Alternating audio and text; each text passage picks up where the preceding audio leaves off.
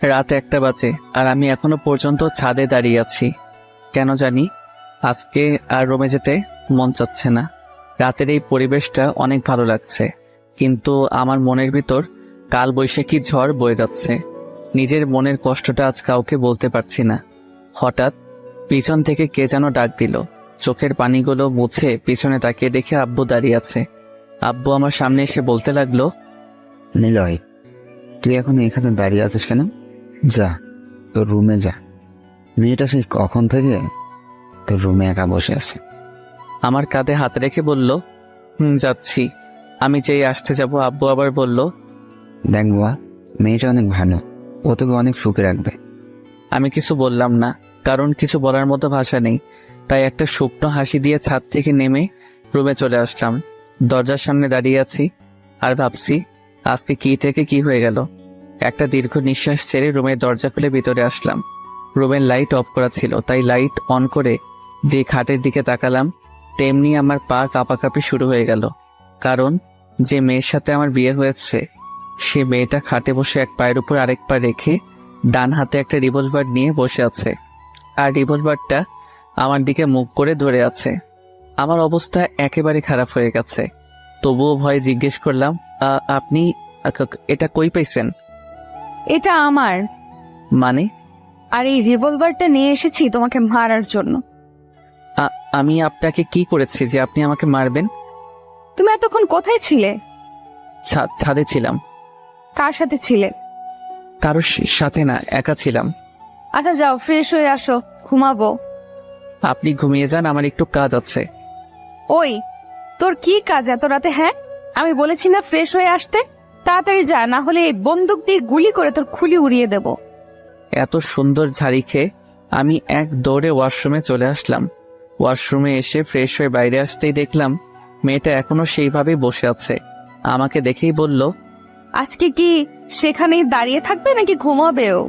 আমি কিছু না বলে খাট থেকে আমার বালিশটা নিয়ে ফ্লোরে যেই শুতে যাব, তেমনি মেয়েটা বলল, কি ব্যাপার, তুমি নিচে শুইতেছো কেন? তাহলে কোথায় ঘুমাবো?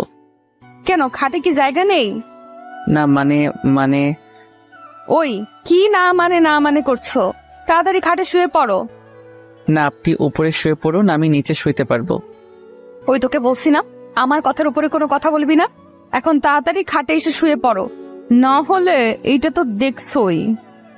আমি আর কিছু না বলে খাটের উপরে উঠে এক পাশে হয়ে শুয়ে পড়লাম। হঠাৎ মেয়েটা আমার হাত ধরে টেনে আমার বুকের উপরে শুয়ে পড়ল।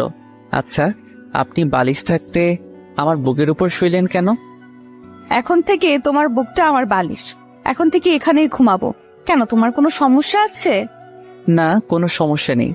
কিছু সময় নিরাপত্তা পালন করে হঠাৎ আমি বললাম, আপনাকে একটা প্রশ্ন করি। বলো। আপনার নাম কি? মেয়েটা আমার বুক থেকে মাথা তুলে ড্যাব ড্যাব করে তাকিয়ে বলল, তুমি কি আমার নাম জানো না? না। আমার নাম জান্নাতুল হাসানুল রোজা। অনেক সুন্দর নাম আপনার। আচ্ছা, আপনি আমার থেকে কয় বছরের বড় হবেন? বেশি না, 5 বছরের বড় হব। আমার থেকে 5 বছরের বড় আপনি? আচ্ছা, আপনি কি কখনো রিলেশন করেননি? না, ইসলাম ধর্মে বলা হয়েছে প্রত্যেক মেয়ের উচিত শুধু তার স্বামীকে ভালোবাসার। তাই আমি কোনো রিলেশনে জড়াইনি। আর একটা কথা, আমাকে আপনি বলবা না, তুমি করে বলবা, ঠিক আছে? হুম। এখন ঘুমাও, অনেক রাত হয়ে গেছে, সকালে উঠে আবার নামাজ পড়তে হবে। এই কথা বলে আবার বুকে মাথা রেখে শুয়ে পড়ল। রোজা আমার বুকে মাথা রেখে ঘুমিয়ে পড়ল। অল্প কিছু সময়ের মধ্যে আমিও ঘুমিয়ে পড়লাম। সকালে এমন মনে হচ্ছে কে যেন আমাকে ধাক্কা দিচ্ছে। চোখ খুলে দেখি একটা পরীর মতো দেখতে একটা মেয়ে আমার সামনে বসে আছে। আমার ঘুম যেন 1 সেকেন্ডের মধ্যে হাওয়া হয়ে গেল। হঠাৎ রোজা বলল, এই কি হলো, এমন ড্যাব ড্যাব করে কি দেখছো? না মানে, এত সকালে ডাক দিলেন কেন? এখন উঠে তাড়াতাড়ি গোসল করে মসজিদে নামাজ পড়তে যাও। এত সকালে কেউ গোসল করে নাকি?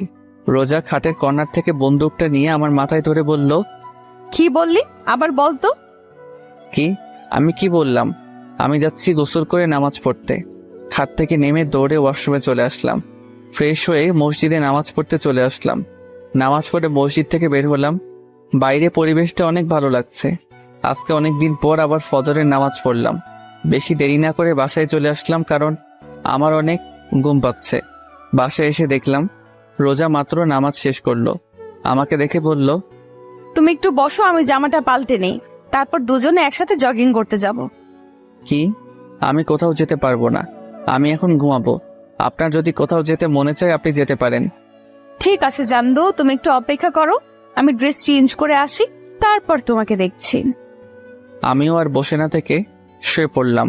হঠাৎ রোজা ওয়াশরুম থেকে বের হয়ে দেখলো আমি শুয়ে পড়ছি। ও আর কোনো কথা না বলে খাটের কর্নার থেকে রিভলভারটা নিয়ে আমার পেটে খোঁচা দিচ্ছে। আমি একটু বিরক্তি নিয়ে চোখ খুলে দেখি রোজা আমার সামনে বসে রিভলভার দিয়ে আমাকে খোঁচাচ্ছে। আমি এক লাফে খাট থেকে নেমে কিছুটা দূরে গিয়ে দাঁড়িয়ে বললাম, আচ্ছা আপনার সমস্যা কি? হ্যাঁ, কিছু একটা হইলে আপনি এই বন্দুকটা দেখে ভয় দেখান। আপনার সমস্যা কি বলেন তো? ফালতু মেয়ে যত সব। রোজা কিছু না বলে রুম থেকে চলে গেল। আমি বেলকনিতে চলে আসলাম। কেন জানি মনের ভিতরে খারাপ লাগতেছে। মেয়েটাকে একটু বেশি বলে ফেলেছি মনে হয়। বেলকনিতে বসে এগুলো ভাবছিলাম। হঠাৎ রোজা আমার পাশে এসে বসলো। আমি অদ্ভুত দৃষ্টিতে ওর দিকে তাকিয়ে আছি, কারণ কিছুক্ষণ আগে আমি এই মেয়েকে এত কথা বললাম, আর এই মেয়ে এখন হাসি খুশি হয়ে আমার পাশে বসে কফি খাচ্ছে। আমাকে এভাবে ওর দিকে তাকিয়ে থাকতে দেখে রোজা ওর কফির মগটা আমার দিকে বাড়িয়ে দিল। নাও, তাড়াতাড়ি কফিটা খেয়ে নাও, না হলে ঠান্ডা হয়ে যাবে। না, আমার এখন কফি খাওয়ার মুড নেই। ওই তোরে খাইতে কইছি না, তুই আমার উপর আবার কথা বলতেছিস কেন? না মানে, ওই কি মানে, কফি খাবি নাকি গুলি খাবি? আমি কিছু না বলে রোজার হাত থেকে কফির মগটা নিয়ে নিলাম। রোজা মুচকি এসে বলল, আমার শোনাটা। আমি কিছু না বলে কফি খাচ্ছি। হঠাৎ আমি বললাম, সরি। কিসের জন্য? না মানে, কিছুক্ষণ আগে তোমার সাথে খারাপ ব্যবহার করেছিলাম, তাই সরি। না, আমি কিছুই মনে করিনি। কি অদ্ভুত মেয়ে, এত জোরে ধমক দিলাম আর এই মেয়ে বলছে কিছুই না। রোজা আমার সাথে চেপে বসলো। আমি যে উঠতে যাব তেমনি রোজা আমাকে টান মেরে বসিয়ে বলল, ওই কোথায় যাচ্ছ? রুমে। না, রুমে যাওয়ার কোনো প্রয়োজন নেই, এখানেই বসে থাকো। দেখো সকালের পরিবেশটা কত সুন্দর।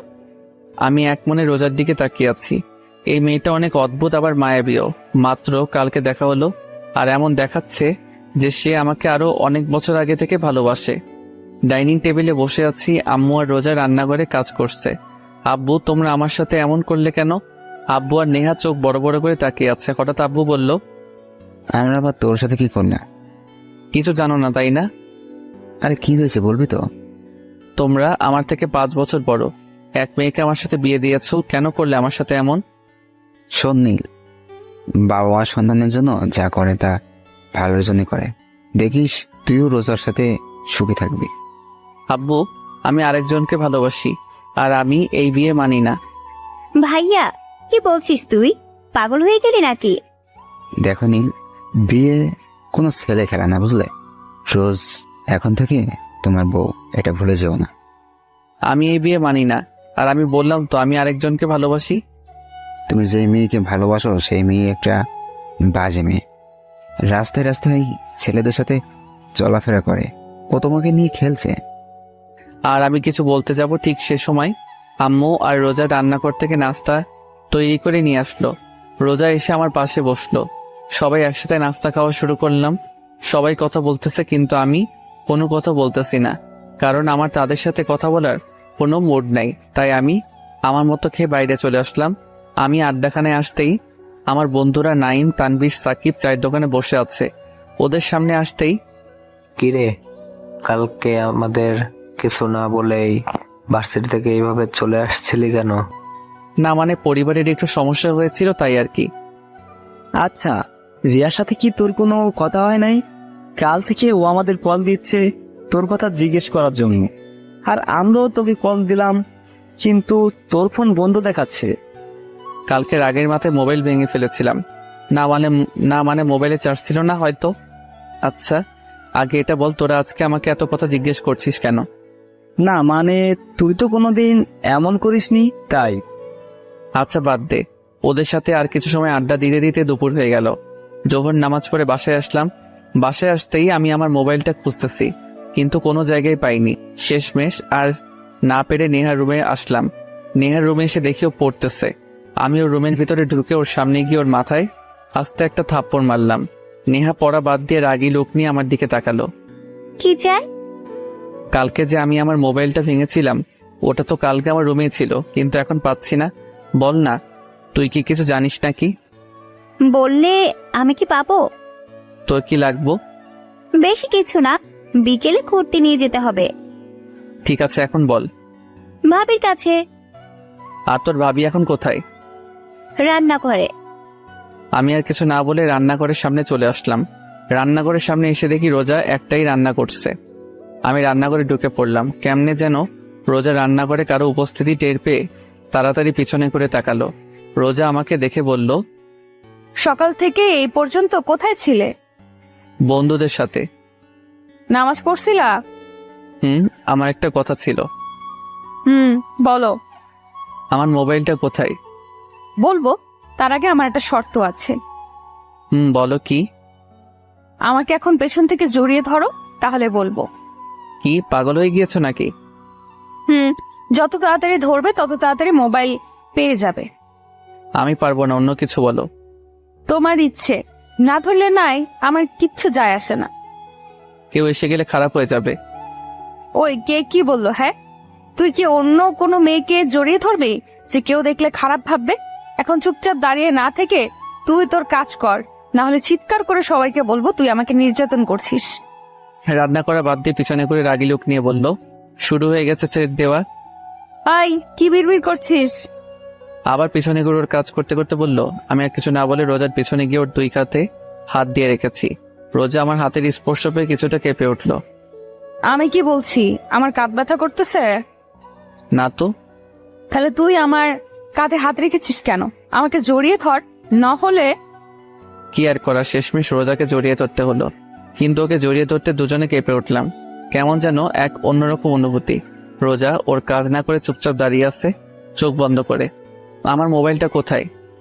ও, ওটা ওটা তো ভেঙে গিয়েছিল, তাই আমি ফেলে দিয়েছি। কি, তুমি আমার মোবাইল ফেলে দিয়েছো? ওটার মধ্যে আমার সিম কার্ড ছিল, আর তুমি সেটা ফেলাই দিছো? আমি ওকে ছেড়ে দিয়ে বললাম, রোজা সত্যি করে বলো তো। ফেলে দিয়েছি, কারণ ওটা একটা ভাঙা মোবাইল ছিল। তাই আর আমি কি জানতাম নাকি যে মোবাইলের ভেতরে সিম কার্ড ছিল? আমি কিছু না বলে রুমে চলে আসলাম। বিকেলে বেলকনিতে বসেছিলাম, এমন সময় নেহা আসলো। এসেই বলল, ওই, ঘুরতে নিয়ে যাবি না? না গেলে হয় না? দেখ, তুই কিন্তু আমাকে কথা দিয়েছিস, এখন কথা মোতাবেক কাজ কর। আচ্ছা ঠিক আছে, তুই যা, আমি রেডি হয়ে আসছি। অল্প কিছু সময়ের মধ্যে রেডি হয়ে নিচে চলে আসলাম। নেহার জন্য অপেক্ষা করতে লাগলাম। হঠাৎ মাথায় একটা কথা আসলো। আজকে দুপুরের পর থেকে রোজা রুমে আসেনি, আর ওর সাথে দেখাও হয়নি। হঠাৎ নেহা আমার সামনে এসে বলল, চল ভাইয়া, আমরা রেডি। আমরা মানে? আমি আর ভাবি। কিন্তু তুই তো বলেছিলি তুই একা যাবি। ওই খবরদার, মিথ্যা কথা বলবি না। আমি বলেছি ঘুরতে নিয়ে যেতে হবে, কিন্তু এটা বলিনি যে আমাকে নিয়ে যেতে হবে। আচ্ছা ঠিক আছে, তোর ভাবি কই? নেহা চোখ দিয়ে ইশারা করে সাইডে দেখতে বললো। আমি সাইডে তাকাতেই অবাক, কারণ রোজা একটা নীল রঙের শাড়ি পরেছে, আর এই শাড়িতে ওকে অনেক সুন্দর লাগছে। ওর টানা টানা হরিণের মতো চোখে একটা দৃষ্টিতে তাকিয়ে থাকতে মন চাচ্ছে। রোজা আমাকে এইভাবে ওর দিকে তাকিয়ে থাকতে দেখে ও লজ্জায় লাল হয়ে গেল। আমার দুজনের অবস্থা দেখে নেহা বলল, ওই, আজকে কি তোমরা যাইবা নাকি এখানে একজন আরেকজনের দিকে তাকায় থাকবা? নেহার কথা শুনে আমাদের দুজনের ঘোর কাটলো। চলো। আমি গাড়ি ড্রাইভ করছি, আর পিছনে রোজা আর নেহা কথা বলেই যাচ্ছে। থামার কোনো নামই নেই। ওদের কথা শুনে মন চাচ্ছে গাড়ি থেকে লাফ দিই। হঠাৎ নেহা বলল, ভাইয়া, ওই দোকানদারটার সামনে গাড়ি থামা। কেন? ফুচকা খাবো তাই। এখন কথা কম বলে গাড়ি থামা। দোকানটার সামনে গাড়ি থামাতে রোজা আর নেহা গাড়ি থেকে হাওয়া বাইরে তাকিয়ে দেখি ওরা দোকানের দিকে হাঁটা দিচ্ছে। কি আর করার, ওদের পিছে পিছে যেতে হলো। রোজা আর নেহা এক পাশে বসলো, আর আমি আরেক পাশে। কিছু সময় পর নেহা আর রোজা এমনভাবে ফুচকা খাওয়া শুরু করলো যে অনেক বছর পর ফুচকা দেখেছে। একটার পর একটা মুখের ভেতর ঢুকিয়ে চলেছে। হঠাৎ কোথা থেকে যেন একটা মেয়ে আমার পাশের সিটে বসে পড়লো।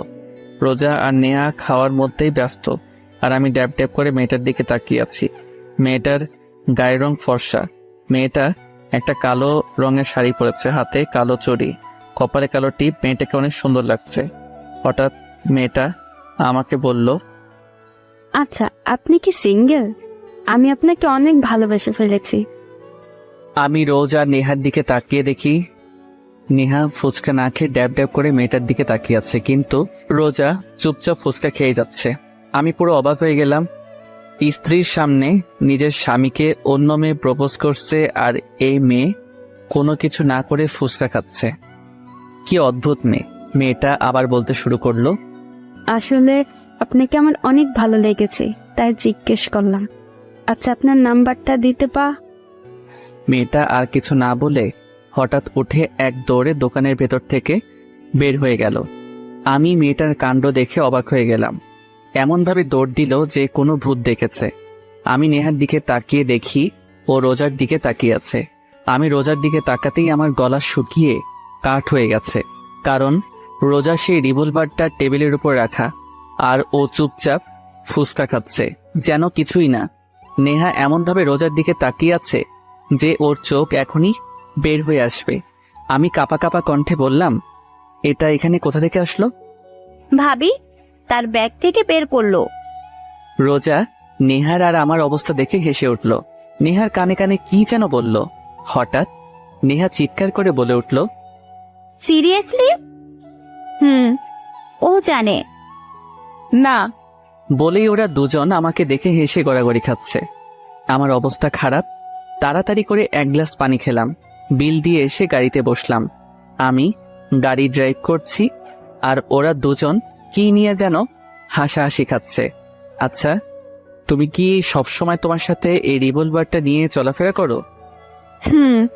ভয় করে না? যেমন? যদি কোনোদিন তোমার কাছে বন্দুক দেখে পুলিশ তোমাকে ধরে নিয়ে যায়? আমার কথা শুনে ওরা দুজন আবার হাসতে হাসতে গড়াগড়ি খাচ্ছে। আরও কিছু সময় ঘোরাঘুরি করে রাতে বাসায় আসলাম। রাতে রোজা ওয়াশরুমে গেছে। এই সুযোগে আমি রুমে থেকে বের হয়ে নেহার রুমের সামনে আসলাম। ওর রুমে এসে দেখি ও মোবাইল চালাচ্ছে। নেহা আমাকে ওর রুমে দেখে মোবাইল চালানোর বাদ দিয়ে বলল, ভাইয়া তুই কিছু বলবি? তোকে একটা কথা জিজ্ঞেস করার ছিল। বল। তোর ভাবি ওই সময় তোর কানে কানে কি বলছিল? সেটা তো বলা যাবে না। কেন? এটা ভাবি আর আমার সিক্রেট, তাই তোকে বলা যাবে না। আর অন্যের পার্সোনাল ব্যাপার জানতে তো লজ্জা করে না? নেহার কথা শুনে আমি আহত দৃষ্টিতে ওর দিকে তাকিয়ে আছি। আমার বোন মির্জাফর আর আমি জানতাম না। হঠাৎ পিছন থেকে রোজা বলে উঠল, একদম ঠিক কথা বলেছ নেহা। বলেই নেহার পাশে গিয়ে দাঁড়ালো। আমি রোজার দিকে রাগে দৃষ্টিতে তাকালাম আর কিছু না বলে রুম থেকে বের হয়ে ছাদে গিয়ে দাঁড়ালাম। কিছু সময় পর রোজাও আমার পাশে এসে দাঁড়ালো। আমি রোজার দিকে তাকিয়ে আছি। ওকে অনেক মায়াবী লাগছে। মেয়েটাকে বোঝা প্রচুর মুশকিল। এমন মনে হয় মেয়েটার মনে অনেক রহস্য লুকানো। হঠাৎ রোজা বলল, রাতের এই পরিবেশটা অনেক ভালো লাগে, তাই না? রোজার দিকে তাকিয়ে বললাম, জানো, আমার একটা ফ্রেন্ড ছিল, ওর সাথে সবকিছু শেয়ার করতাম। প্রতিদিন রাতে ওর সাথে ছাদে বসে অনেক আড্ডা দিতাম। ওকে ছাড়া আমার একদিনও ভালো লাগতো না। কিন্তু এইটুকু বলে রোজা কাঁদতে কাঁদতে ফ্লোরে বসে পড়ল। ও এমনভাবে কান্না করছে যে ও ওর জীবন থেকে বেশ মূল্যবান কিছু হারিয়ে ফেলেছে। ওর এইভাবে কান্না কেন যেন আমার আর সহ্য হচ্ছে না। বুকের ভিতর কেমন যেন লাগছে। আমি রোজার পাশে বসে ওর কাঁধে হাত রাখলাম। কি হয়েছিল সেই দিন? আর তুমি এমনভাবে কান্না করছো কেন? রোজা কিছু না বলে আমাকে আষ্টে পৃষ্ঠে জড়িয়ে ধরল আর আরো জোরে কান্না করতে লাগলো। কান্না করতে করতে হঠাৎ রোজা বলল, আমার একটা কথা রাখবে? বলো। কখনো আমাকে একা ছেড়ে চলে যাবে না তো? রোজার কথা শুনে আমি চুপ হয়ে গেলাম। ওর এই প্রশ্নের জবাব কি দিব সেই উত্তর আমার কাছে নেই। কি হলো, বলো না, তুমি কি কখনো আমাকে ছেড়ে চলে যাবে? আমি চোখের পানি কেন যেন আমার সহ্য হচ্ছে না। কেন যেন ওর প্রতি কোনো এক মায়া সৃষ্টি হচ্ছে। ওর কান্না মাখা মুখ দেখে আমি বলে উঠলাম, না, কোনো দিনও তোমাকে ছেড়ে যাব না, সবসময় তোমার পাশে থাকবো। রোজা কিছু না বলে আমার বুকে মাথা রেখে বসে থাকলো। আর আমি ভাবতে লাগলাম, আমি তো অন্য কাউকে ভালোবাসি, তাহলে রোজাকে এই কথা কিভাবে বলতে পারলাম? রোজা, এই প্রথম আমি রোজার নাম বলে ডাক দিলাম। রোজা। রোজা এখনো নিশ্চুপ থাকায় বুঝতে পারলাম ও ঘুমিয়ে পড়েছে। রাত 11টা বেজে গেছে আর আকাশের অবস্থা দেখে বোঝা যাচ্ছে বৃষ্টি আসতে পারে। তাই বেশি দেরি না করে রোজাকে সাবধানে কোলে তুলে নিলাম। ছাদ থেকে নেমে রুমে যাচ্ছি, এমন সময় আমাদের সামনে নেহা এসে হাজির। তো এত রাতে কোথা থেকে আসা হলো? হুম হুম চুপ, আসতে বলো, রোজা ঘুমিয়ে পড়েছে। ও, তুই কি করছিস? এত রোমান্টিক একটা সময়, ভাবি তোর কোলে একটা ছবি তুলে নেই। নেহার ছবি তোলা হয়ে গেলে আমরা রুমে চলে আসলাম। রোজাকে বিছানায় শুয়ে দিলাম।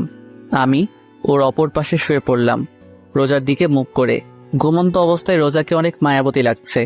কান্না করার ফলে ওর দু চোখ ফুলে গেছে, নাক লাল হয়ে গেছে। ওকে দেখে আমার এক অন্যরকম অনুভূতি কাজ করছে। কেন যেন এখন আর রিয়ার কথা মনে পড়ছে না। মন চাচ্ছে রোজার সাথেই থাকি সব সময়। এইসব ভাবতে ভাবতে কখন যে ঘুমিয়ে পড়লাম মনে নেই। সকালে ঘুম থেকে উঠে দেখলাম রোজা আমার বুকের উপরে মাথা রেখে গুটিসুটি মেরে শুয়ে আছে। রোজাকে বুকের উপর থেকে সরিয়ে একপাশে শুয়ে দিলাম। আমি উঠে ওয়াশরুমে চলে আসলাম। কিছু সময় পর ফ্রেশ হয়ে নিচে আসলাম। কি রে, রোজা কোথায়? ও ঘুমাচ্ছে। ও, তুই এখন কি ভার্সিটিতে যাবা? হুম, নেহা কি যাবে না? নেহা তো ওর ফ্রেন্ডদের সাথে চলে গেছে। ও, কিছু সময় পর ভার্সিটির উদ্দেশ্যে রওনা দিলাম।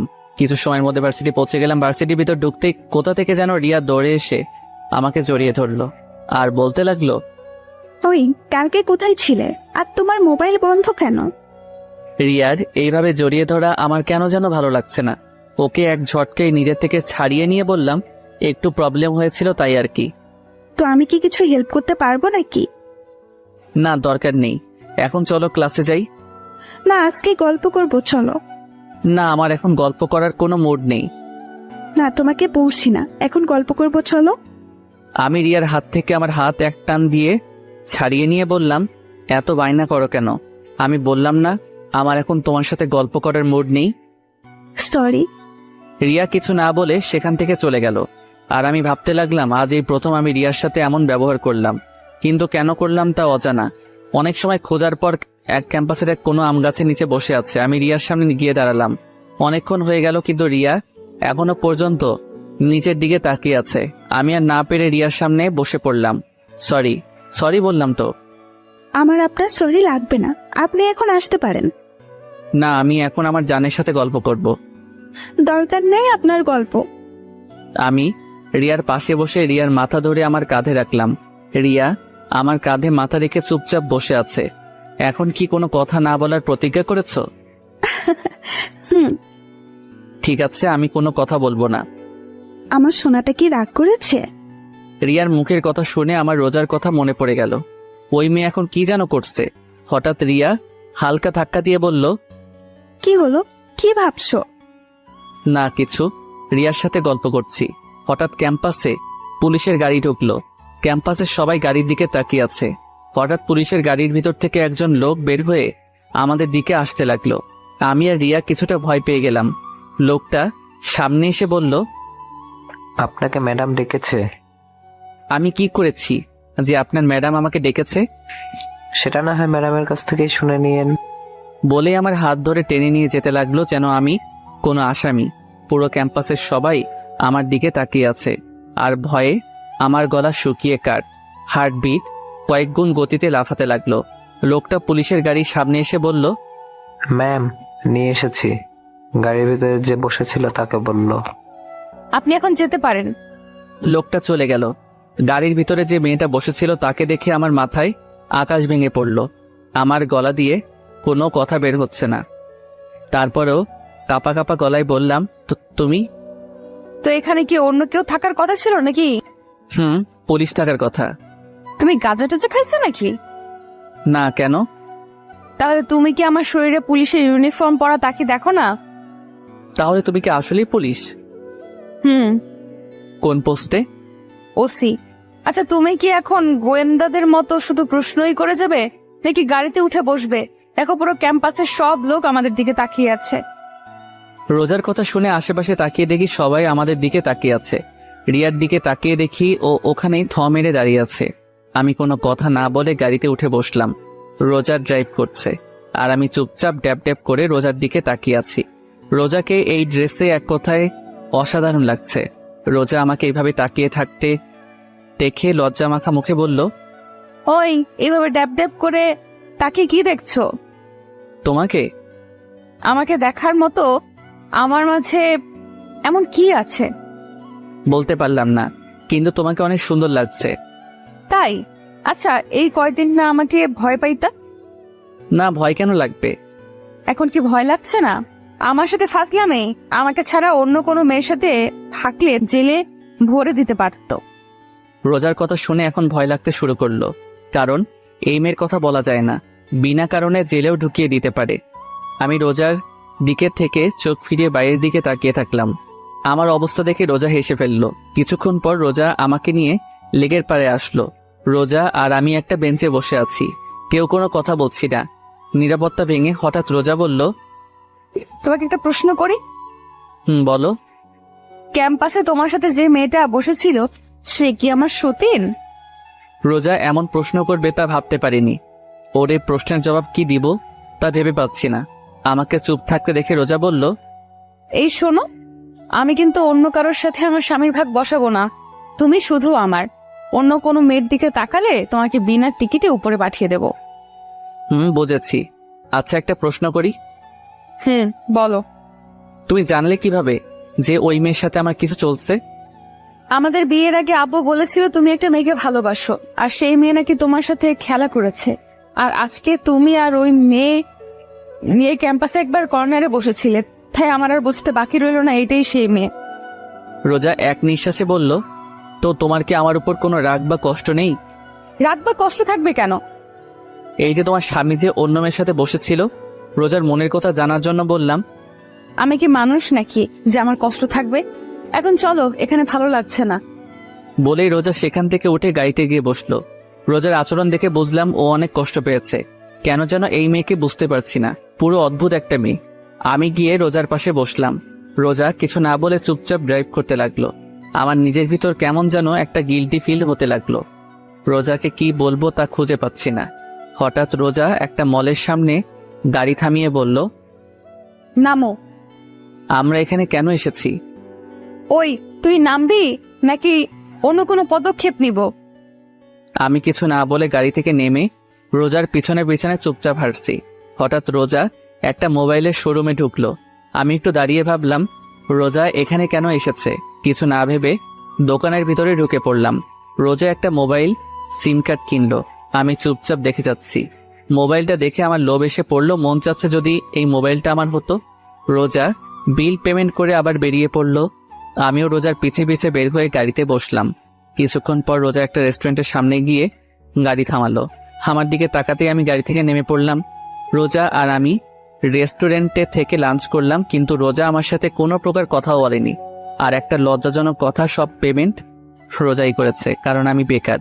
কিছু সময় পর দুজনেই বাসায় চলে আসলাম। বাসায় আসতেই আম্মু রোজাকে ডাকলো। রোজা কিছু না বলে রুমে চলে গেল। আম্মু আমাকে দেখে আমার সামনে এসে বলল, কি রে, রোজার আবার কি হলো? কই কিছু না তো। দেখ নীল, আমার সাথে মিথ্যা কথা বলবি না, বল কি হয়েছে? ও আমার সাথে একটু রাগ করেছে, এটুকুই। আর কি নিয়ে রাগ করেছে? তেমন কিছু না, আমি এখন রুমে গেলাম বলে ওখান থেকে চলে আসলাম। রুমের সামনে এসে দেখি রোজা মার্কেট থেকে যেই মোবাইলটা কিনেছিল সেটা চালাচ্ছে। আমাকে দেখেও না দেখার ভান করে এক মনে মোবাইল চালাতে লাগলো। আমিও কিছু না বলে ওয়াশরুমে চলে গেলাম। ওয়াশরুমে এসে ভাবতে লাগলাম যে ওর রাগ ভাঙানো যায় কিভাবে, কিন্তু কোনো আইডিয়া পেলাম না। ওয়াশরুম থেকে বের হয়ে দেখলাম রোজা আগের মতোই খাটে বসে মোবাইল গোতাচ্ছে। আমি চুপচাপ রোজার পাশে গিয়ে বসে থাকলাম, কিন্তু এই মাইয়ার সেই জায়গায় কোনো খেয়ালই নাই। আমি ড্যাব ড্যাব করে ওর দিকে তাকিয়ে আছি আর ও এক মনে মোবাইলের দিকে। আমি এইবার মাথা নিচু করে বসে রইলাম। হঠাৎ রোজা আমার দিকে ঘুরে বসে একটা মোবাইল বাড়িয়ে দিল। আমি ড্যাব ড্যাব করে ওর দিকে তাকিয়ে আছি। আমাকে এভাবে তাকিয়ে থাকতে দেখেও বলল, এইভাবে তাকানোর কিছুই নেই, তোমার মোবাইল নেই সেই জন্য এটা তোমাকে দিলাম। রোজার দিকে তাকিয়ে মনে মনে বললাম, কিপটুস কিপটা, ও আমাকে ওর পুরনো মোবাইলটা ধরিয়ে দিল। আর আমি ভেবেছিলাম ও আমাকে এই নতুন মোবাইলটা দিবে। আমি মুখ কালো করে রোজার দিকে তাকিয়ে আছি, আর রোজা এই ইমোজির মতো আমার দিকে তাকিয়ে আছে। আমি রোজার হাত থেকে মোবাইলটা নিয়ে নিলাম। হঠাৎ রোজা আমাকে বলল, একটু সামনে এসো, তোমাকে একটা কথা বলার ছিল। আমি রোজার দিকে একটু আগাতেই রোজা বলল, জানো, এই মোবাইলটা আমার অনেক দিন ধরে কেনার শখ ছিল, তাই এটা আমি রেখে দিলাম। আর আমার এই মোবাইলটা যখন পুরাতন হয়ে গেছে তাই এটা তুমি রেখে দাও। রোজার কথা শুনে আমি হেসে উঠলাম। রোজা আমার দিকে অদ্ভুত দৃষ্টিতে তাকিয়ে আছে। হাসছো কেন? তুমি তোমার মোবাইলটা দিয়ে অনেক বড় উপকার করলা। মানে? তুমি তো আমাকে তোমার মোবাইল দিয়ে দিলে, তাই এখন আর মোবাইল কেনার কোনো প্রয়োজন নেই। আর আব্বু তো জানে যে আমার মোবাইল নেই, আর আব্বুর থেকে মোবাইল কেনার জন্য ফাও টাকা পাবো, বুঝেছো? কিন্তু এই মাইয়া কি পাগল হয়ে গেল নাকি? রোজা হাসতে হাসতে বিছানায় গড়াগড়ি খাচ্ছে, কিন্তু আমি কিছুই বুঝতে পারছি না এখানে হাসার কি আছে। হাসছো কেন? দাঁড়াও, আগে হেসে নেই, তারপর বলছি। আমি কি কোনো যোগ করেছি? কি? রোজা একটু হাসি থামিয়ে বলল, তোমার মতে আমি কি আমার টাকা দিয়ে এই মোবাইলটা কিনেছি? হুম। এই মোবাইল কেনার টাকা আব্বু আমাকে দিয়েছে, আর বলেছিল তোমাকে একটা ভালো মোবাইল কিনে দিতে। এখন হয়তো বুঝেছো। বলেই আবার হাসতে লাগলো। তোমার আব্বু টাকা দিয়েছিল আমাকে মোবাইল কিনে দিতে? তোমার আব্বু দিয়েছে। আমি বুকে হাত দিয়ে বিছানায় চিত হয়ে শুয়ে পড়লাম আর বলতে লাগলাম, আমার টাকা আমার মোবাইল অনেক বড় একটা শখ খেয়েছি। আমার অবস্থা দেখে রোজা আমার সামনে এসে বলল, কি হয়েছে তোমার, এমন করছো কেন? আমার টাকা আমার মোবাইল।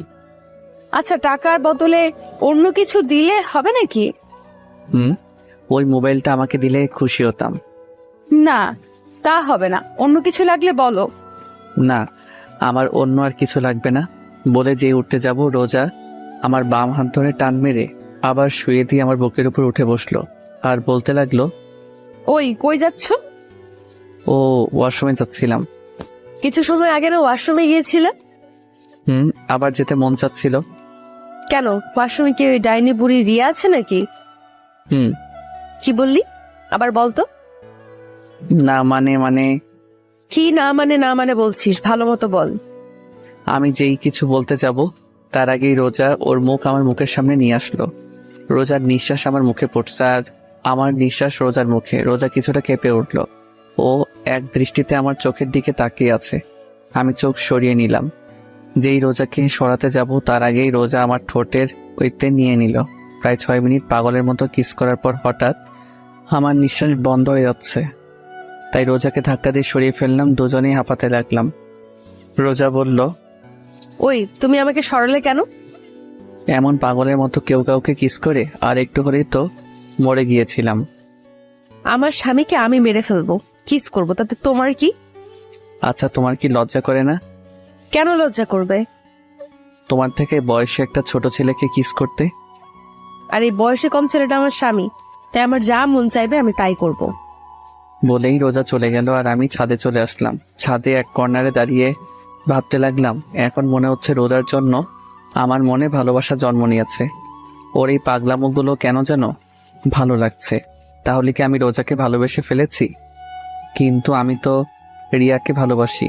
রাতে সবার সাথে খাওয়া দাওয়া করে রুমে এসে খাটে বসে রোজার দেওয়া মোবাইলটা হাতে নিয়ে দেখতে লাগলাম আর ভাবছি মোবাইলটা চালু করব নাকি। বেশি কিছু না ভেবে মোবাইলটা অন করলাম। মোবাইলের ওয়ালপেপার দেখে আমি একটু অবাক হলাম, কারণ সেদিন রাতে নেহা আমার আর রোজার যে ছবিটা তুলেছিল সেটা দিয়ে রেখে, তার মানে সেই রাতের ঘটনা রোজা নেহার থেকে শুনেছে। ওসব ভাবছি, হঠাৎ রোজা রুমে ঢুকলো। কিছু না বলে রুমের দরজা লাগিয়ে আমার সামনে এসে বলল, আমি এখন ঘুমাবো। তো ঘুমিয়ে যাও, আমি কি তোমাকে ধরে রেখেছি নাকি? তুমি কি ঘুমাবে না? তাহলে ঘুমাও, এত রাতে ফোন চালাচ্ছ কেন? তুমি ঘুমিয়ে পড়ো, আমি একটু পর ঘুমাবো। বুঝেছি, ভালোভাবে বললে হবে না। বলেই রোজা খাটের উপর উঠে আমার হাত থেকে মোবাইলটা নিয়ে নিল। আমি শুধু নির্বাক দর্শক হিসেবে তাকিয়ে আছি। মোবাইলটা সাইডে রেখে আমার হাত টান মেরে শুয়ে দিয়ে ও আমার বুকের উপর শুয়ে পড়ল। আমি এখনো নির্বাক দর্শক হিসেবে তাকিয়ে আছি। এটা কি হলো? কোথায় আবার কি হলো? তুমি আমার উপর কেন শুয়েছ? বিছানায় তো বালিশ আছে, ওখানে সব। আমার বালিশ শুধু তুমি। নয়, হ্যাঁ। এখন কথা কম বলে শুয়ে পড়ো, অনেক রাত হয়েছে। আমি আর কিছু বললাম না, কারণ এই মেয়ের সাথে কথায় পেরে ওঠা অসম্ভব। কিছুক্ষণের মধ্যে আমরা ঘুমিয়ে পড়লাম।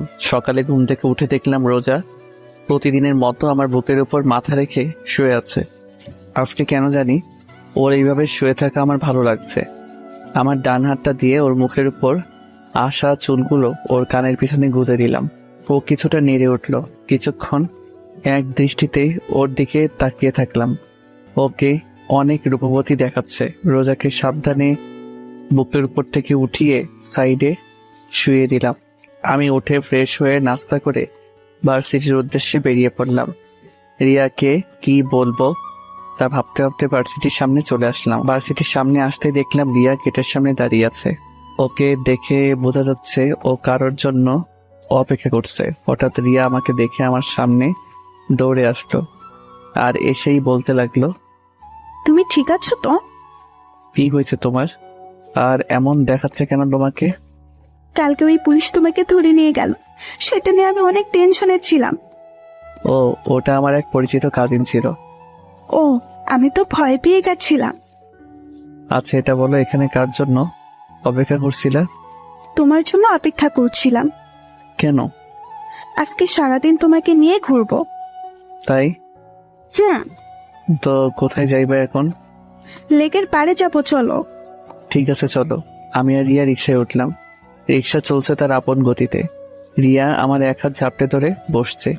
ওর এইভাবে আমার হাত ধরে থাকা কেন জানি ভালো লাগছে না। কিছু সময়ের মধ্যে লেকের পাড়ে এসে পড়লাম। রিক্সা ভাড়া মিটিয়ে আমি আর রিয়া পাশাপাশি হাঁটছি।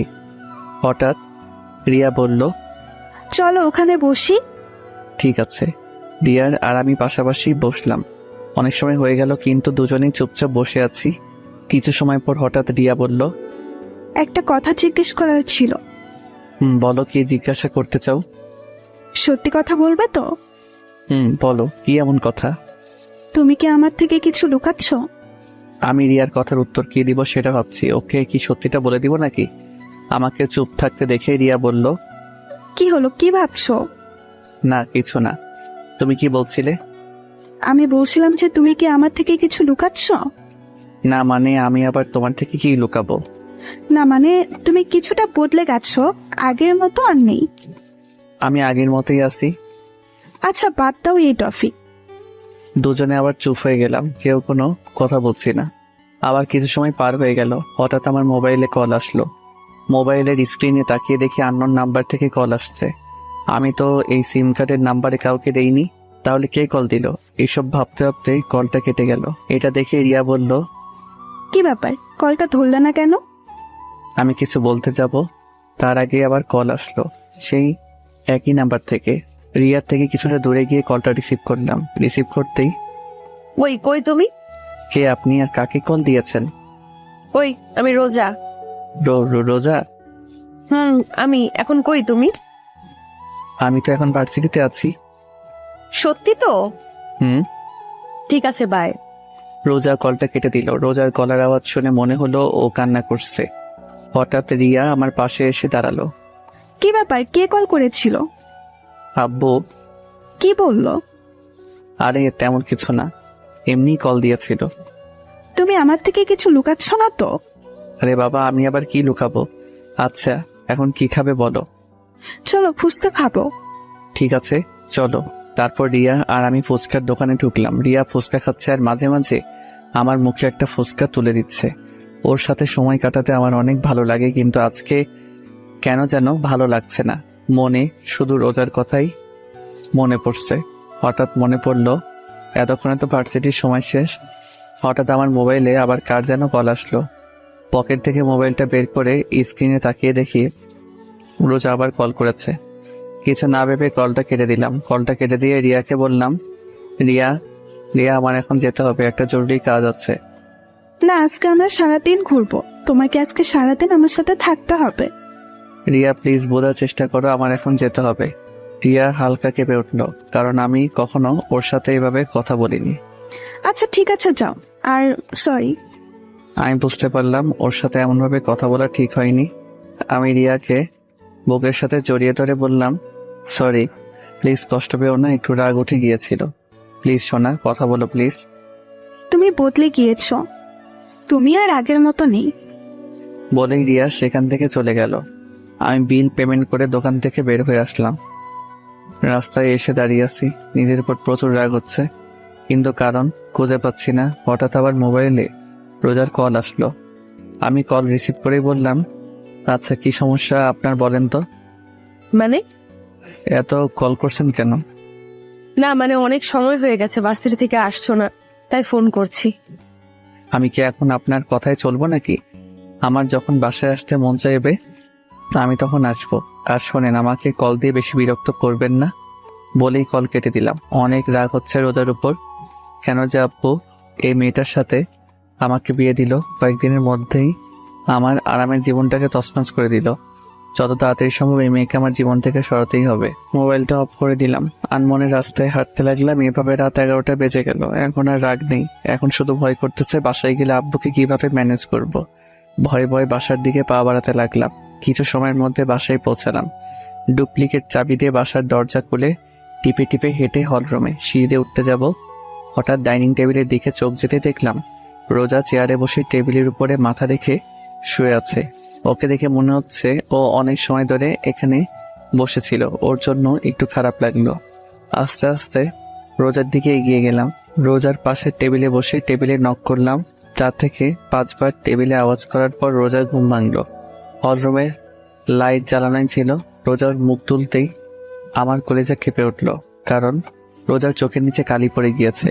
2 চোখ একেবারে ফুলে গেছে, নাক ও গাল একেবারে লাল হয়ে আছে।